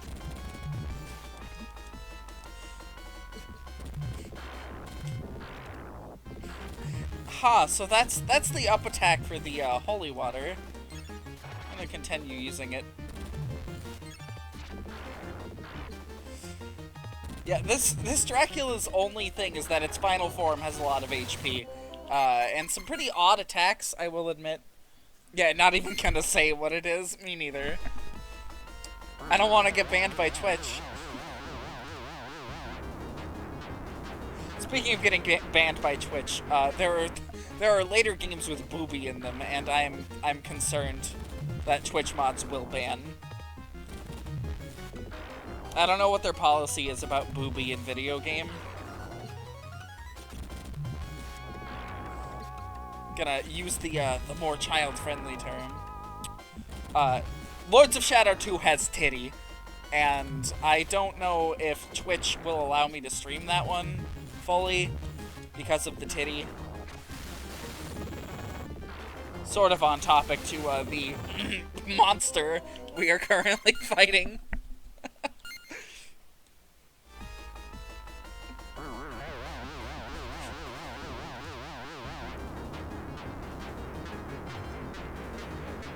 Props to the most underwhelming Dracula theme ever.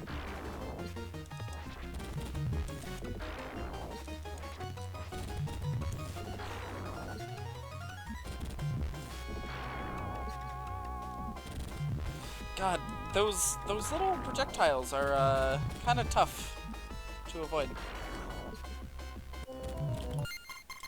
Okay.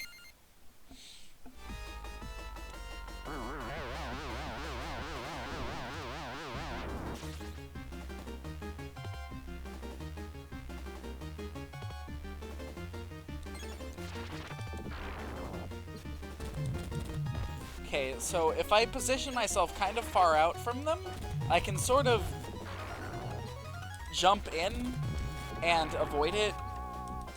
I can just do that. What am I doing? I keep forgetting this thing has 1 billion invincibility frames. Like, Eric is easily, like, the easiest Castlevania protagonist to, like, beat any of the games with. Other than, you know, Alucard with the fucking Chrysogrim. Because the Chrysogrim... Oh, God! So he just does that one now. Alright, got it. He's getting more stretched! And the shield he can use like a chainsaw.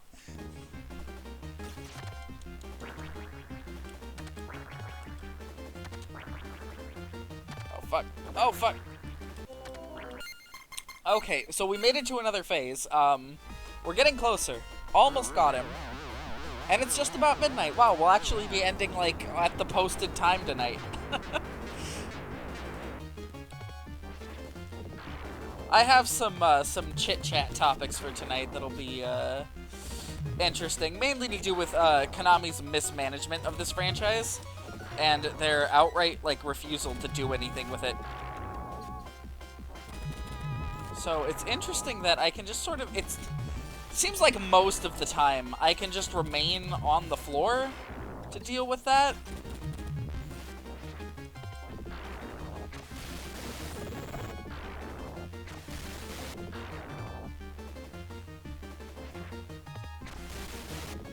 God, I hate that he's getting more stretched.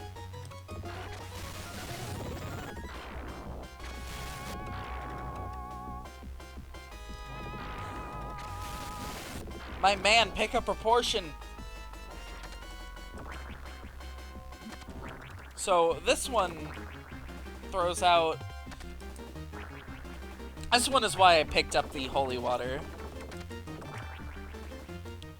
Because he throws out a fucking billion bones.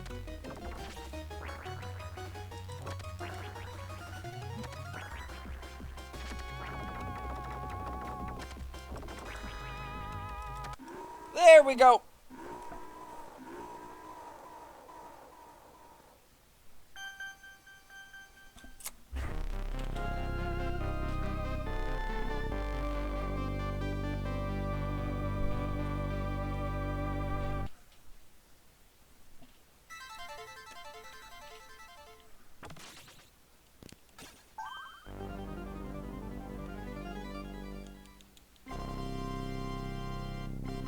What a perfect ending sprite.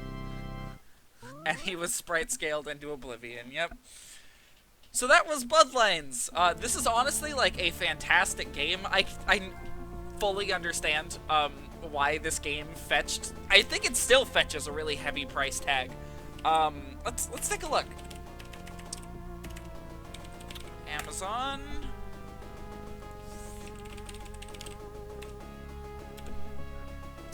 I guess eBay is actually a better place to search for used stuff.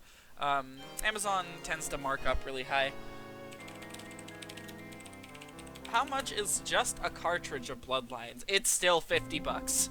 Getting it in box... oh. Yeah, getting this thing in box is, $120, and it's worth noting that this game did not get a hard plastic box, like the entirety of the rest of the, Castlevania library. Or not Castlevania, Genesis library. So, that's really odd. But yeah, this game's like a really neat kind of experiment with the Genesis hardware. It's, like, got a wonderful soundtrack. It has really... yeah, it seems random. It is. It has a really wonderful... it has really good level design. It's got really wonderful, like enemy designs and character designs. Just all around, it's a really fantastic game. It's brutal, just like all the other Castlevanias. I'd say if it weren't for the fact that continues were finite in this game would be a really great start for someone getting into the series. It controls just well enough, it feels good enough. The only issue is there's not really a way to get it outside of this collection. Which was going to be my topic for tonight, for the post-stream chatter. This collection kind of sucks. I'm gonna be real. I really hate to put, like, a damper on it, and I would like to say, it emulates every game just fine. And none of the games contained within the collection are really all that bad outside of the adventure. And Castlevania 2. But that one's Castlevania 2. Like, most of this collection is just really good. You know what's not good? Releasing a collection with only, like, 6 games in it for $20. Castlevania 2 The Adventure. Don't even. There is actually a Castlevania 2 that is the sequel to Adventure, and it's actually pretty decent. I haven't had a whole lot of time to do a practice run. That game's probably going to be up next, so here, let me pull up the order for the Castlevania games. That one's probably going to be up next. First off, I have to remove Bloodlines. Real quick. So that one's done. Yeah,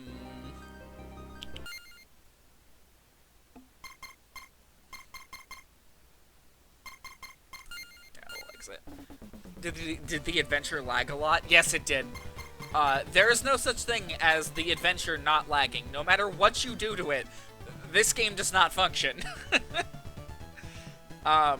Most of that stream is me being miserable during the final 2 levels, but I do beat the game fairly quickly, so if you just want to see, like, a straight playthrough of the adventure, it's there. That's all I'm gonna say. Yeah, after it takes the description straight from the manual, yes, it does. It oddly enough doesn't let you flip through the manual yourself, but it does rip all of its descriptions straight from the manuals. Yeah, this is Castlevania 2, the Game Boy one. This one's pretty okay. We've done a good portion of the early games now. The only early games we have left to do, like, by early, I mean, the US manual didn't even say the protagonist's name? Holy shit, wait. Yeah, it doesn't. It doesn't. Perfect. Yeah, his name is, it's Christopher Belmont, yeah. He's just another Belmont that dealt with another 100-year resurrection of Dracula. It's really not all that important. This one is also, like, just the same thing. However, this game is, if I remember right, the direct precursor to, no, it's the direct sequel to Adventure. So it's his son, Soleil Belmont, who doesn't really have any artwork. Like, Christopher Belmont at least has, like, a portrait that they did of him. Soleil Belmont got nothing. He just has an in-game sprite and an image from the manual, and he shows up nowhere else, and he's just kind of a detail-less blob. Yeah, it is kind of a shame, because he's the star of the better game. Oh well, yeah, let's talk about this collection here. But I guess first I'll talk about what's next for the streams. So the only classic Vanias, quote unquote, that I have left to do, and I'm just gonna count those as the games before Symphony of the Night. You'd think the protagonist should all have at least a portrait. You'd think. Soleil doesn't get anything. It's really bizarre. I think there was like an art book that was released with a lot of these portraits, and Soleil didn't get one. He's just not included. So I guess it's arguable whether or not this is canon, but there's nothing that decanonizes it then, because it takes place during a time period that is not seen in any other game. So who knows? Anyways, so up to the release of Symphony of the Night, there's a couple classic Vanias after Symphony. I think there's only like one. But the only games we have left to go through are Castlevania Dracula X and Rondo of Blood. I don't know what I'm going to do about Dracula X yet. That is, like, other than Adventure, probably my least favorite game in the series. I'm not talking about, like, Chronicles or Rondo of Blood. I'm talking about the SNES port of Rondo of Blood that was, like, remixed pretty heavily. It's basically a completely different game that just follows the same general plotline. And it is not very good, in my opinion. Speedo Dracula with death bits aplenty. Yeah, that exactly. It is my least favorite game, like, mainline console Castlevania, I'd say. Can't really say mainline console, because Castlevania kind of lives on portable nowadays, but, other than Adventure, I guess. It's my least favorite. So I'll try to do a practice run of that, but if I don't make it very far on stream, I don't make it very far, you know? The plot's covered elsewhere, but yeah, then we have Rondo of Blood, which I'm going to do before Symphony, because it is the direct prequel to Symphony. But then we have Castlevania 2 here, and we have Castlevania Legends, which is the third Castlevania Game Boy game. And then, we do have this. I'm going to be saving this one for, probably for the very end. Just because, I mean, this game technically was released here last, you know? And I've never played it. I don't know anything about Kid Dracula. At least the death bits created by Castlevania 3 Dracula were temporary and again caused by him in the moment. Dracula X just had a really crappy architect. Dracula X is full of just awful level design. The whole game is full of it. However, it has a fantastic soundtrack, and it has really good graphics. I mean, honestly, it looks amazing. But yeah, no, it's not a very good Castlevania, in my opinion. But yeah, no, we just have the Game Boy games, Chronicles, which is a PS1 game, and then Dracula X, and then we go on to Rondo of Blood and Symphony. I mean, like, this is really picking up the pace, honestly. Belmont's Revenge will probably be a one-stream thing. It's pretty short, from what I've heard. About the same length as Adventure, a little bit longer. And we finished Adventure in an hour. An hour with an interruption by my Wi-Fi. Like... but yeah, no, from there, we're doing Castlevania 2, Legends, Belmont's Revenge, Castlevania 2, Belmont's Revenge, Legends, Chronicles, and then Rondo of Blood Symphony, and then Lament of Innocence, Curse of Darkness, Legacy of Darkness. I don't know where I'm going to work it in, because once we start hitting, like, the big canon games, I'm gonna want to keep them going, and Legacy of Darkness is arguable whether or not it's canon. Circle of the Moon, and then Harmony of Dissonance and Aria of Sorrow for the Game Boy games, and then Dawn of Sorrow, Portrait of Ruin, Order of Ecclesia for the DS games, and then Judgment and the Adventure Rebirth, which, I'll talk about Adventure Rebirth in a second. Judgment's the really shitty fighting game, and yes, we will be playing it all the way until the final state, like, the final boss. We will be playing as much of that game as we can. No one else I've seen have really, like, given it a full playthrough. I am terrified. I'm not good at fighting games normally. And this one's not even a good fighting game. Anyways, and then from there we have Harmony of Despair and the Lords of Shadow trilogy. Because that needed to exist. Yep, definitely. An edgy God of War reboot for Castlevania. Yep. Thanks, Konami. Anyways, after we get through all that, which will take a while, granted, I have planned Castlevania Curse of the Moon. Or not Castlevania, Bloodstained Curse of the Moon. Basically Castlevania Curse of the Moon, let's be real. And, of course, Bloodstained Ritual of the Night. The two spiritual successors made by, or I guess produced by Koji Igarashi. Made by, I believe it's 505? I think that's the company that made it.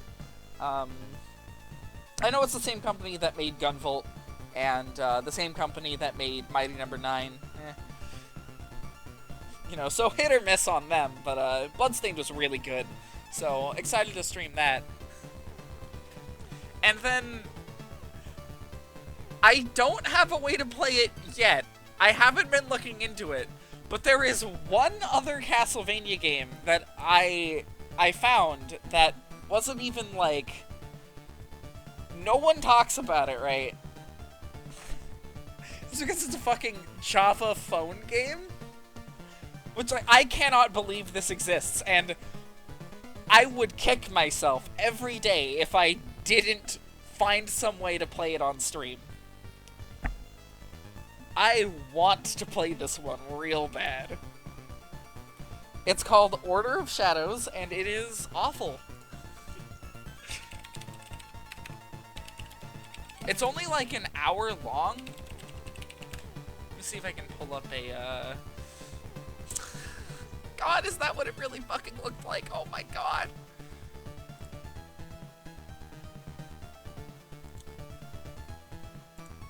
It's non-canon, of course. The game, let me see if I can find, like, a screenshot that I can just, like, pull up real quick.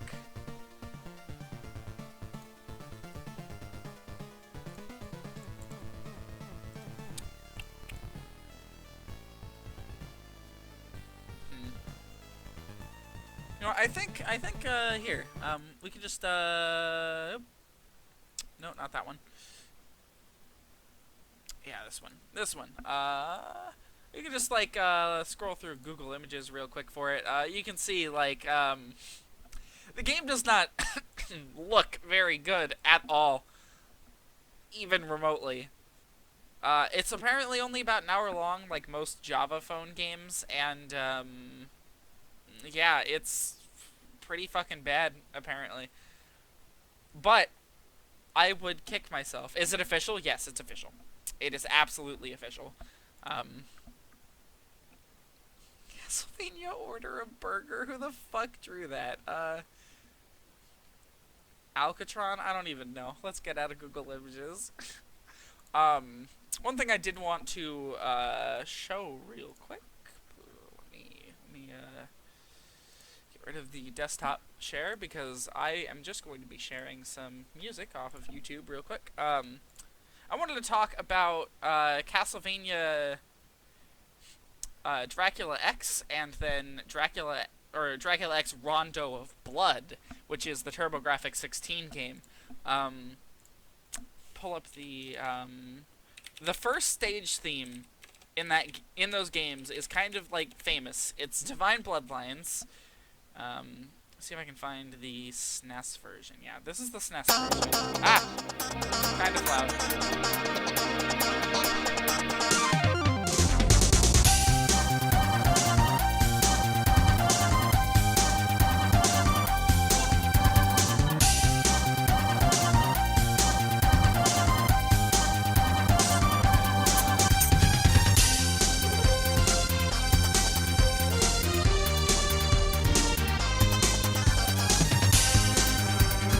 That theme is, like, it's kind of famous. However, that's the version that we got over here. And meanwhile, Japan got this.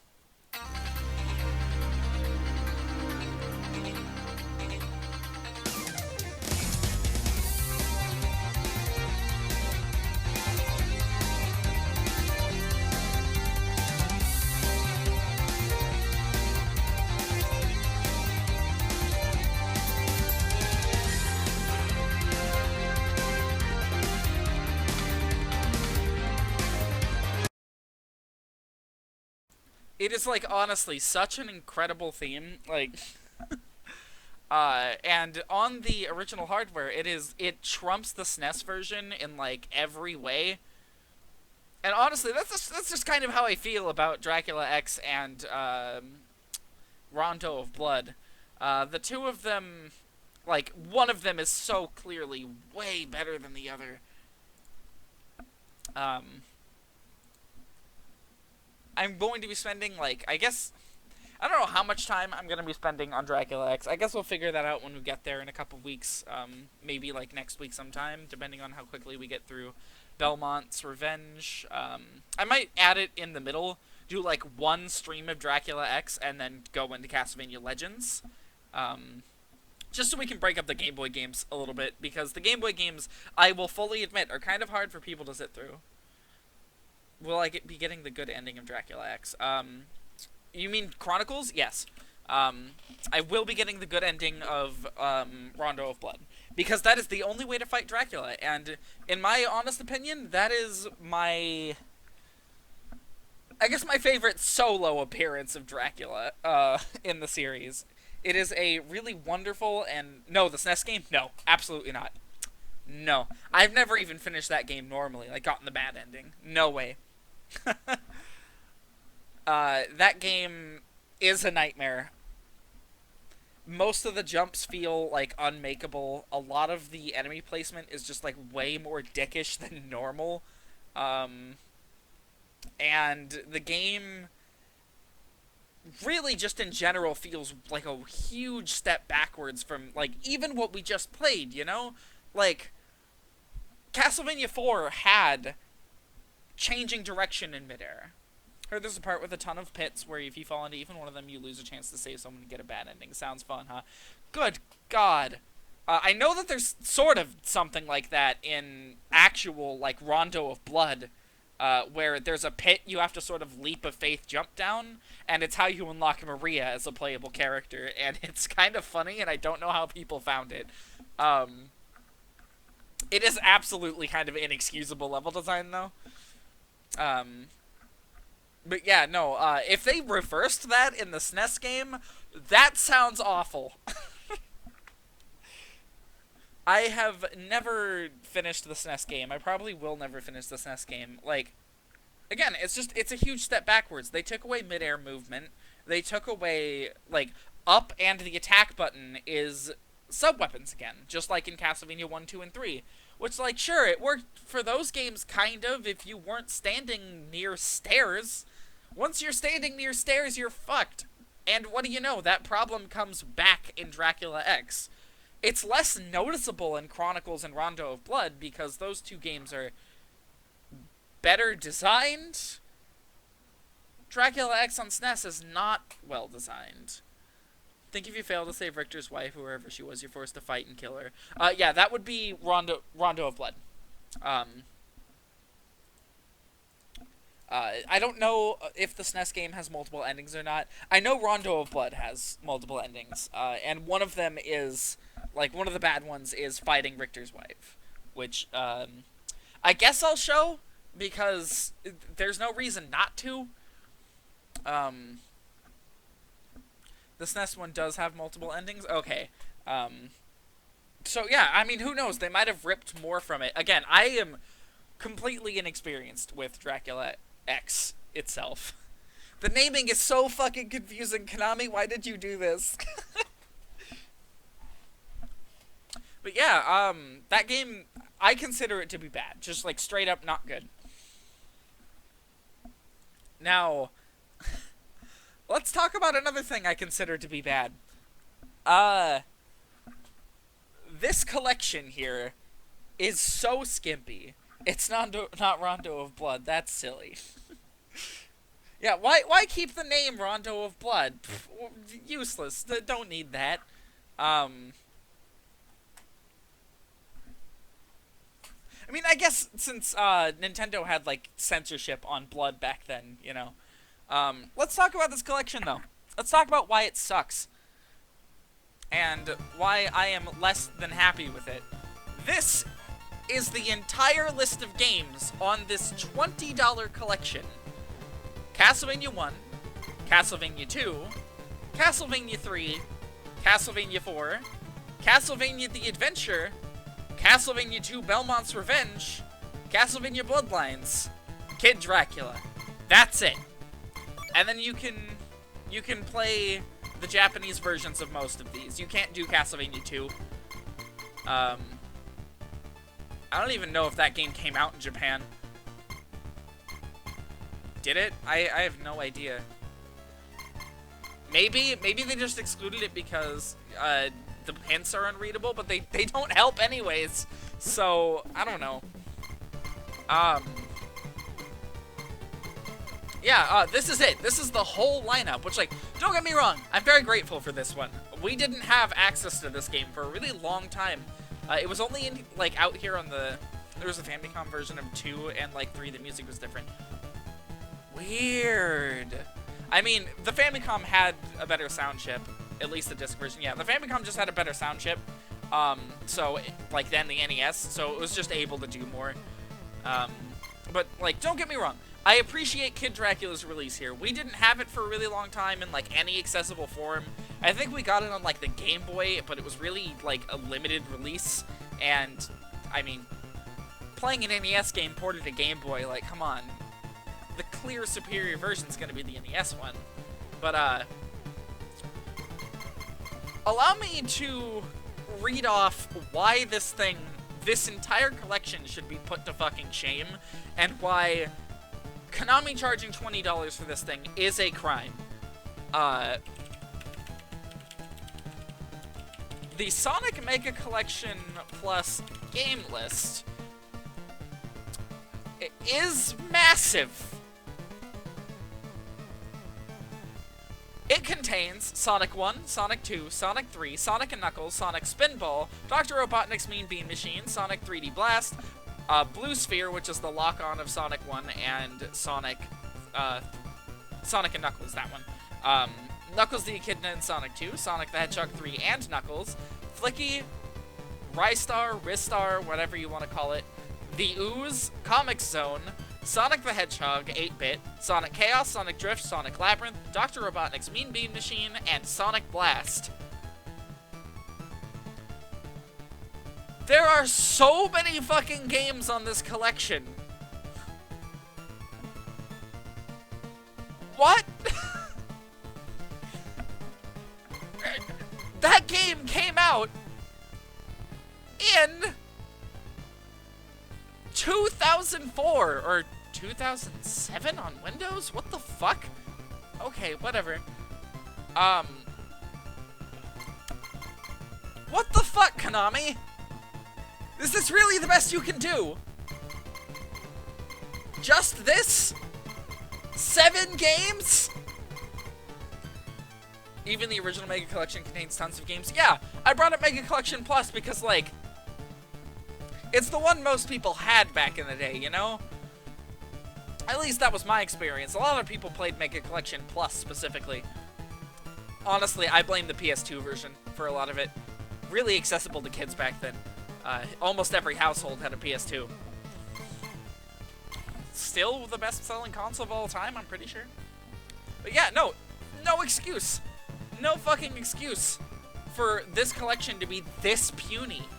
Let me just pull my list back up here, right? First off, there are 3 Castlevania Game Boy games. Where's the third? The third still has no way to be played legally without spending a fuck ton of money. Even if you don't count Knuckles and Sonic 2 as a separate game, there's still 11 Sonic games on there, as I recall. Yeah, it's huge. This is tiny. Yeah, no, so they skipped out on adding the third game, probably because it's not canon, but who cares, you know? There's there's no legal way to play Castlevania Legends. None.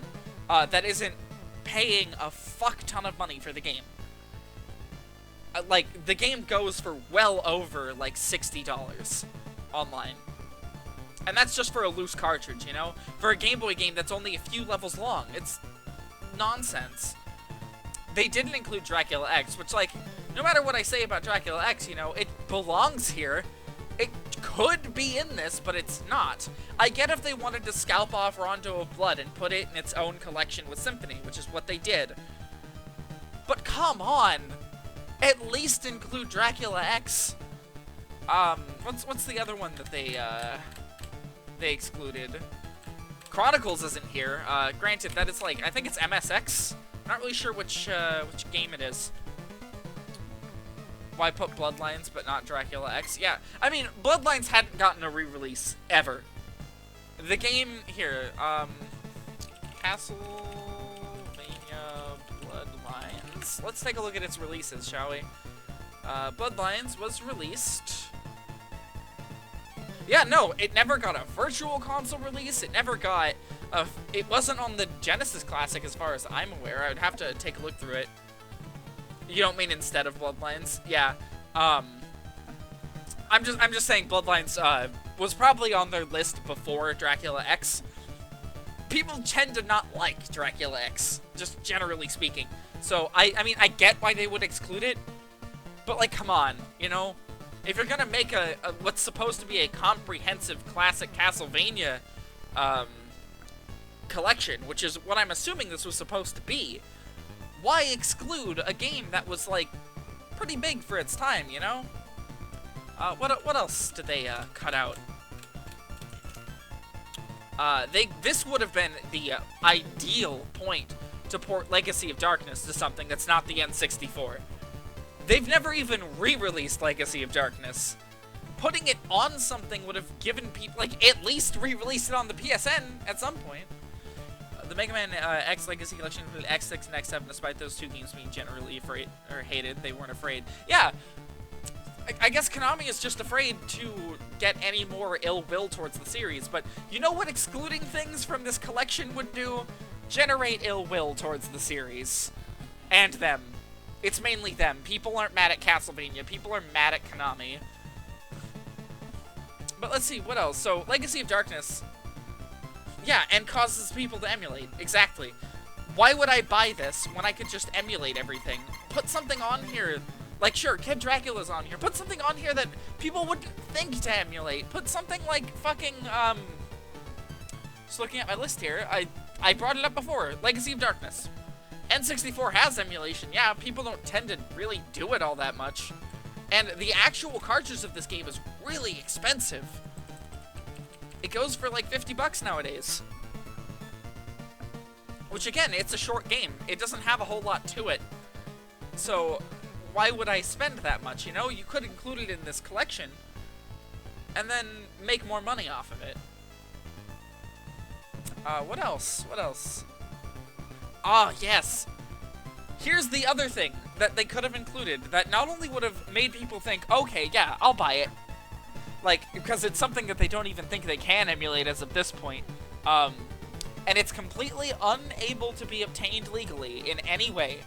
Castlevania The Adventure Rebirth. It's a remake of The Adventure, this piece of shit. A really solid remake of The Adventure. It adds back all the features the Adventure was lacking. It has 6 stages, like most Castlevanias. It has a really nice graphic style. 2D sprite work, don't see it very much anymore. And it's got a really good OST. It's just a really solid game, and there's no way to play it anymore. None. Because it was fucking WiiWare. It would have ported really well to this. I don't know why they would have, like, excluded it. Especially when they're including The Adventure. What is the point? I don't know. I don't get it. Konami really fucked up with this collection, I'm gonna be honest. It's worth, like, the $10 it normally is on sale just to play through some of these games on, like, a legal method with save states. But, man, it is not worth the full price. Especially since it contains, like, fucking Simon's Quest. Let's be honest, this game is padding for the collection. No one is really clamoring to play fucking Simon's Quest of all games. Did you know that there is a version out there of Simon's Quest that is apparently, it's like, they fix the hints and stuff. So, the game is just generally a lot more playable because you can figure out where to go.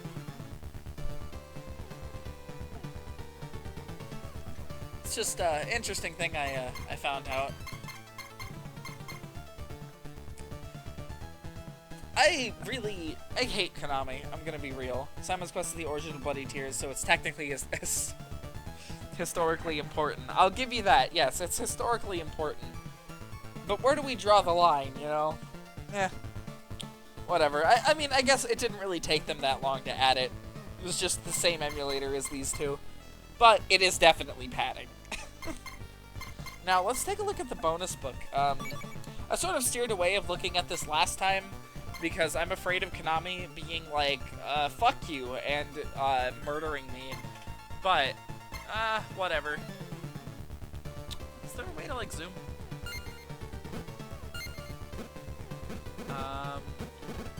Yes, try. We can look at the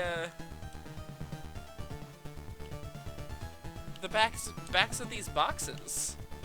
Honestly, the adventure has beautiful cover art. I love it. Even if the game is fucking terrible. After getting its winged clips in Castlevania and Simon's Quest, the death-defying Count has risen again.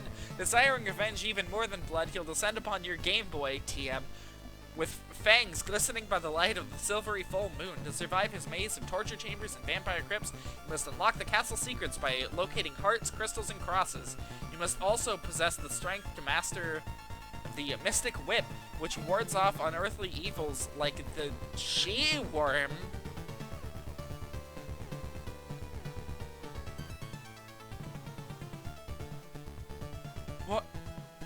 What is a she-worm?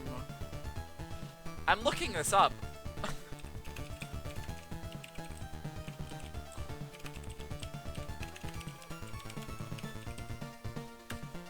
What the fuck is a she-worm?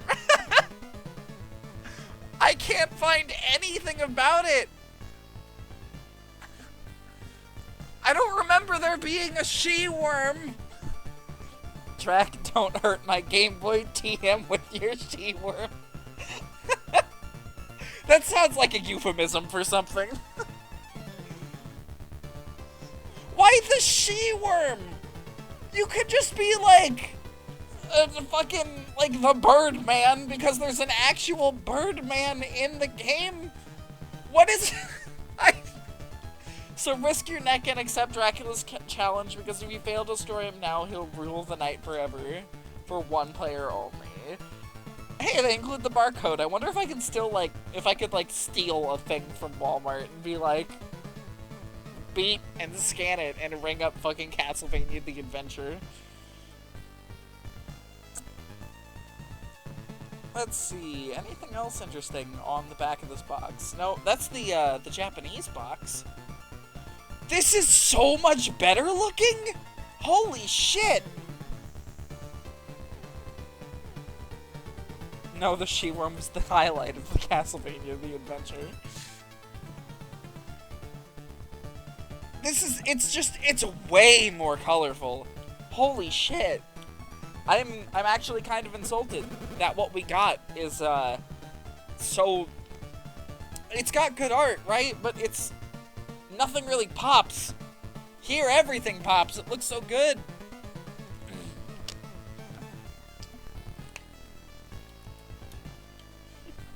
They put the fucking continue screen as a screenshot on the back of the box.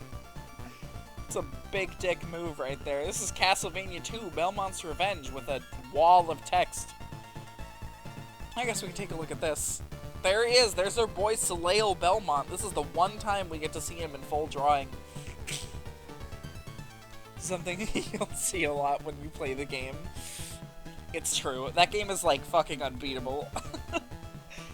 Like, without save states, I'm not convinced the third level is finishable. But yeah, this is Soleil. He's a decent-looking character, all in all. Sort of just looks like Simon.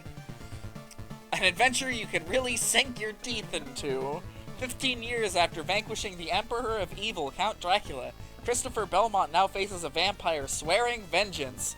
Drac's back, and he's turned your son, Soleil Belmont, into a deadly demon to do his dirty deeds. Not only do you have to rescue your kid from Count Dracula's clutches, you now have to track him down in 4 creep-packed castles, and they all contain vile visions of horror, slimy river serpents, and acid-spewing snakeheads lurk in the Crystal Castle. Angel Mummy and his clan of catastrophic creatures like the carnivorous swamp toads and life-sucking wolf spiders dwell in the Plant Castle. Dark Corridors of the Cloud Castle, this YouTube series where this guy looks at games with bad reputations and sees if they're really that awful. It's fairly forgiving, but the adventure was too much. Yeah, honestly, the game is bad. Straight up. I don't think anyone's gonna, like, really contest that. Probably ruined a lot of childhoods, let's be honest. Because there's no way in hell you're gonna be beating that on a Game Boy. There's no way! Like, I can see with some other games from the day, right? Like R-Type, it's only 4 levels long, and the levels are really short. Sure, I could see someone beating that on the go. Super Mario Land, I mean, it's got some weird physics and some unfair, like, death traps, but yeah, sure, it's finishable. This? Castlevania The Adventure? Nah. Let's see, two monstrous stone demons who rule their kingdom with a granite... Oh, wait, skipped a little bit. Dark Corridors of Cloud Castle hold evil knights, venomous jellyfish, and Kumulo the Nibbler, two monstrous stone demons who rule their kingdom with a granite fist. And the forces of the undead walk the stone castle's halls, including zombies, mobile brain matter, and the Iron Doll, an armor-plated warrior from the underworld. Fortunately, you possess weapons like armored-piercing battle axes, beast-burning holy water, and the legendary Mystic Whip, and you can increase your arsenal with power-up items like crystal balls, hearts, and candies. Strap on your shield and step into the shadows, that is, if you're prepared for the Dwellers of Darkness.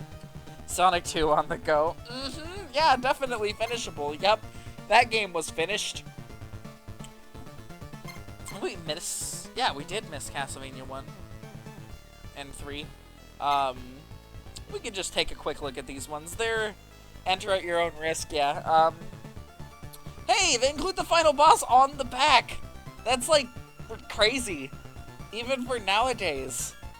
Imagine having this box as a kid, right?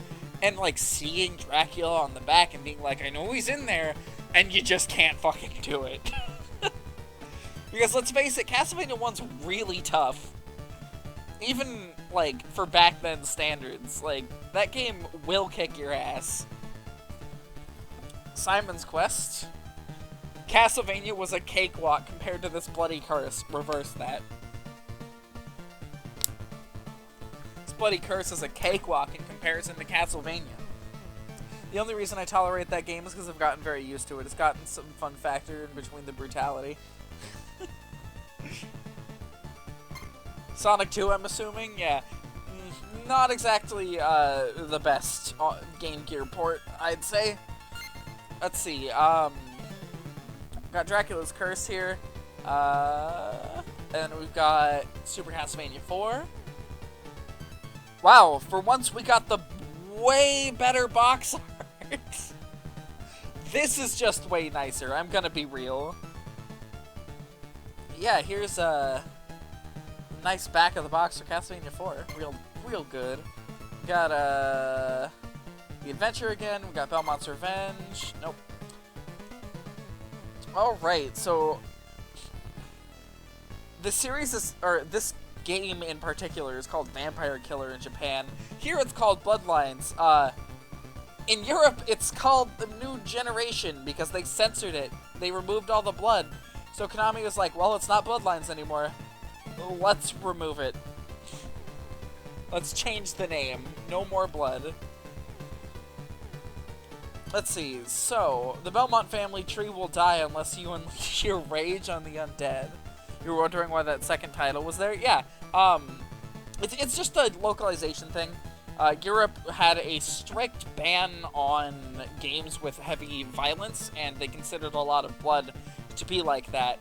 So, in the US, Sega was super lenient about it, thus this game exists at all. In Europe, laws were preventing this game from being released, so they just removed all the blood and changed the name to The New Generation to signify the new protagonists. But yeah, let's read the back. Time refuses to forget the Belmont family's horrifying bloody destiny, and in 1917, 2 of its descendants are summoned by fate into epic battle. Wait, they're listed as descendants? That doesn't make any sense. Canonically, they're not related. Whatever. retcons, I guess. Their enemy, the most evil incarnation of the Castlevania legacy to ever rise from the grave, the vampire Countess Bartley.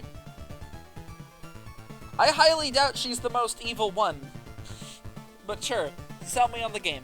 The spine-tingling 6-stage Fear Fest overflows with graphic sights and sounds from your worst nightmares. As John Morris, the whip-wielding vampire hunter, or Eric Licard, master lanceman, you'll pursue the demonic countess all across Europe before she resurrects Dracula for a final reign of global terror. Alas, her trail of doom is laden with zombies, hideous mutants, grotesque giants, ghouls, and ghastly creatures. The fright-filled trek takes you everywhere from Dracula's possessed castle ruins to a haunted leaning tower of Pisa. Almost said pizza, unironically. Help. To the sunken shrine of Atlantis in Greece, to the palace of Versailles. Heart-stopping horrors like Mecha Man, okay, I guess that was his name, Skeledragons, and spear-thrusting minotaurs. Lewd. Will test your mettle. Indeed, hosts of bizarre beings drool at the prospect of slaying you with their gruesome attacks and strange powers. How was that water boss? Wait, which water boss? Oh, the golem! With, like, the like, pillar that you had to knock out of him. Yeah, that boss. That one. He was alright. Pretty simple. I died once, but, he didn't get me again. Probably one of the easier bosses in that game. Let's see, Indeed, hosts of bizarre beings drool at the prospect of slaying you with their gruesome attacks and strange powers. Taste the sweat dripping into your mouth, as you try rescuing yourself from diabolical traps. Feel the torturous strain on every muscle as you wield again and again sacred weapon power-ups such as Holy Water, the Battle Axe, the Crystal Blade Boomerang, and the Mirror of Truth. But in the end, make sure you've saved enough strength to scream. I love these old box arts because it's very clear that these were not, like, adventure games like they are now. These were marketed as horror games. Which, like, sure, it worked for the time. They had horror, like, they had movie villains and shit in them, but, they weren't that scary.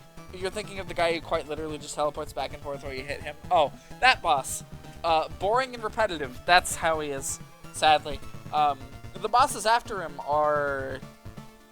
they're more interesting. Kind of just wish the game skipped to them instead of making me fight him for no reason. He never even, like, hurts me, you know? Every playthrough, like, no matter how many times I fuck that up, he never kills me. Yeah, let's see. This is Kid Dracula. This is a manual for Castlevania, manual for Castlevania 2, manual for Castlevania 3, manual for Castlevania 4. This is Adventure. A unique weapon upgrade systems not seen anywhere else. Yeah, that's a way to put it. Unique. Collecting crystals upgrades Christopher's whip. However, the game ramps up in difficulty by downgrading the whip anytime he is damaged by running into an enemy. This is the main reason why this game sucks. I'm gonna be honest. The game would have been totally fine if it weren't for this shit. It's painful. Oh, it's awful. Belmont's Revenge.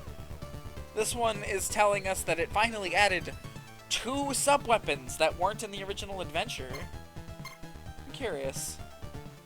Okay, so Soleil Belmont is, not the main character. It is Christopher.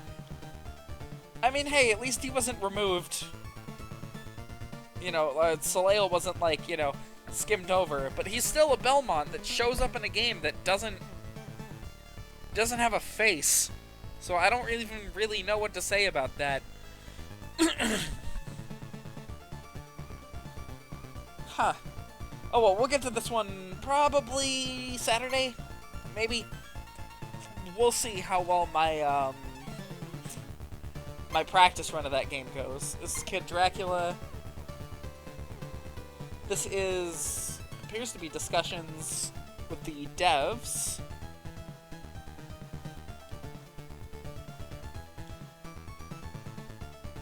The unexpected twist near the end is not to be missed. Cute. Yeah, oh man! Wonder what it could be!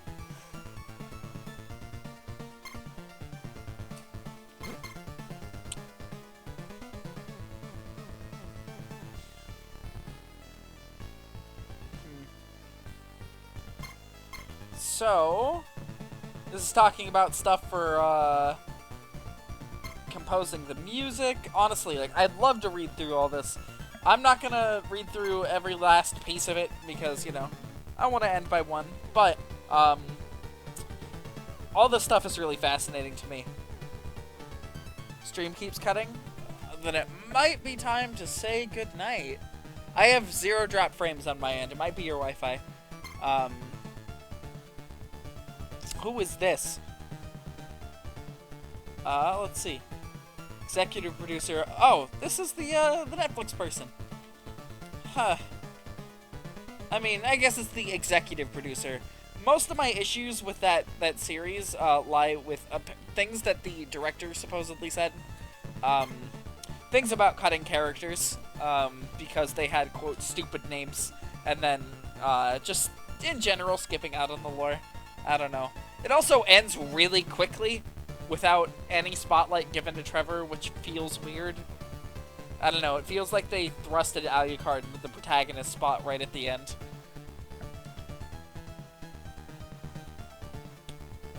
It's back for now? Okay.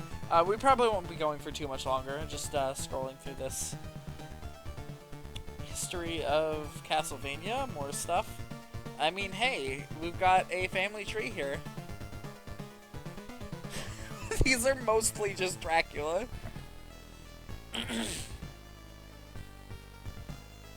It is insisting that John Morris... I mean, he might be like an offshoot. But no, like a big piece of the lore is like that the Belmont clan needs to go into hiding during the 1900s-ish. And they don't really touch on John Morris all too much, but I do know that John Morris's son later, not gonna say like which game entirely, but his son does show up in a game and he's unable to wield the vampire killer because he can't do it by blood. I don't know. This seems to be contradictory.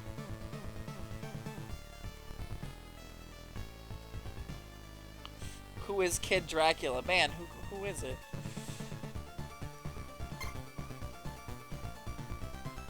So this is just more stuff on the history, talking about the Belmonts. All this stuff is in the games, so we'll be seeing all of it. History of... Ooh, I gotta see. Does it mention him?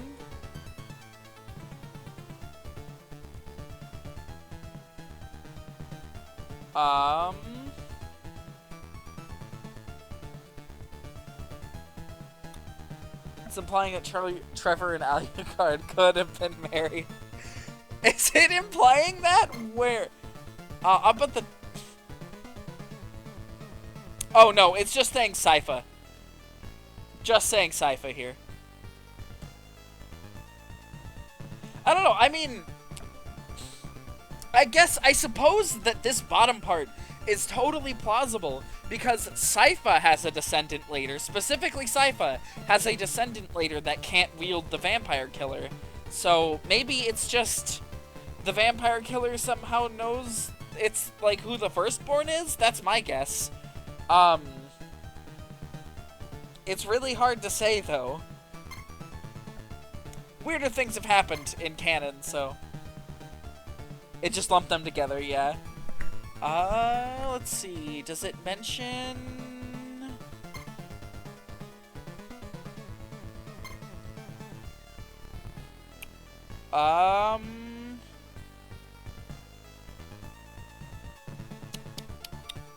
It does not.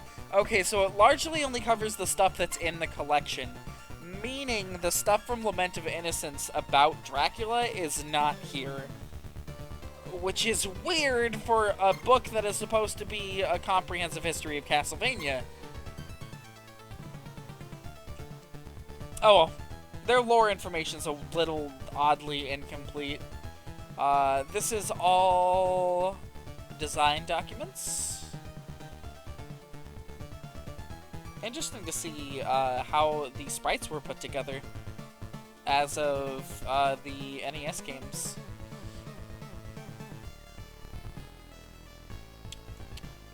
Is this the 4 stuff? His name is Peter Dante, vampire killer and grandson of Christopher Dante. What? I'm very glad we didn't get that name.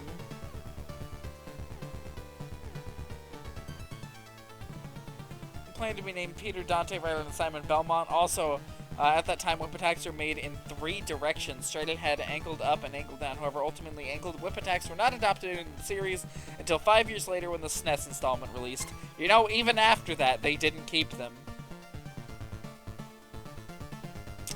Interesting. So the castle sort of, it looks like it came into being pretty early on. Which, honestly, like, we know that it was going to be like that because, Castlevania was not actually the first game in the series. The first one was Vampire Killer, which is not included here. Go fucking figure, you know? I don't think there is any way to play that game over here in the West at all. Even still. Huh. The speed-up object was gonna be the food? I don't know how I feel about that. There's no official plot for Sonic Pocket Adventure. The manual provides 0 plot. Not even the bare-bones plot section of Sonic Advance Manual. That's really odd. Huh. Honestly, I would love to hear the story of that game's development. Like, who fucking ordered that to be developed? It was at a time when Sega had, like, just backed out of the handheld market, but they were still in the console market. So the fact that that thing even exists is really weird. Granted, there weren't really any other competitors back then that they could have sided with. Like, we could have gotten a Sonic WonderSwan game, I guess, but the WonderSwan wasn't really built for something like Sonic, you know? So, and they weren't gonna go to Nintendo for a couple years. Let's see, so we got more design documents for Simon's Quest. Fuck this map. A bird's eye view of the setting.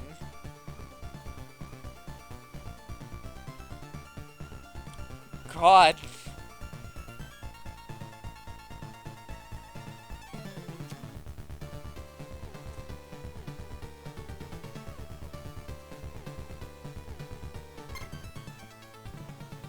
So we got more design documents. This time for Castlevania 3. Some neat shit. I do love me some concept art and design documents. Another castle that appears to have taken shape pretty early. Game is in a strange spot. I feel like it never getting re-released, maybe due to the legal issues regarding some of the music remixes used.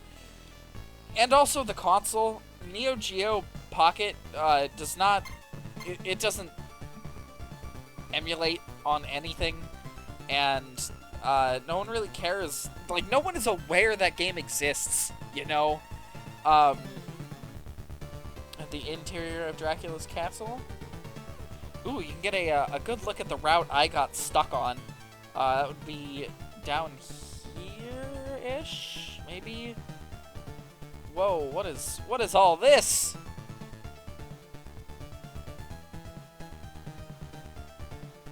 I love this shit. Oh, this is from... No, that's from Castlevania 3. Super Castlevania 4. There it is, there's the wiggle. Could someone please translate this this Japanese here for me? I want to know if that is actually the kana for wiggle. More design documents. I think this shit's really cool. Sort of flip through the rest of this. How much do we have left of this? Jesus.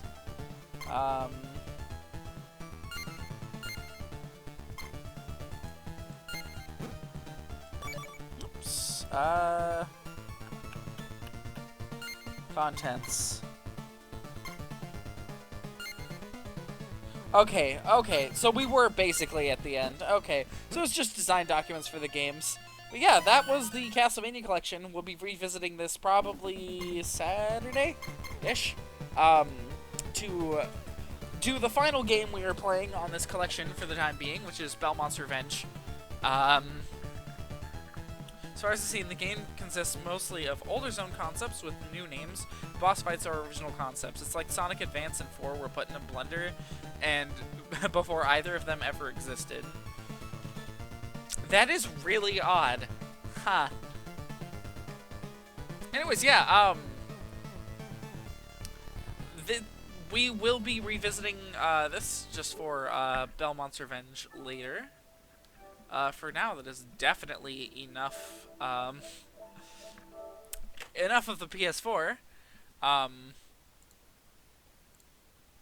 Yeah. Thank you for watching. I'm very glad we got that game through with fairly quickly.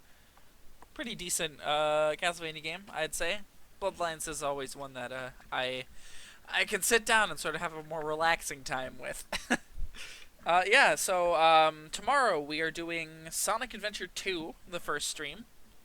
Hopefully that goes well. Hoping for no Wi-Fi problems. Sonic Adventure 2 is one I've got a lot of people very hyped up about, so we'll see what the showing is for it. Yeah, and then we'll be doing that for a good while, and then Saturday we're going to be doing Castlevania Belmont's Revenge. And from there, you know, who knows? So yeah, thank you for coming out, and it was a wonderful stream. And I will see you, hopefully tomorrow, hopefully whenever, next time. Yeah, have a great night.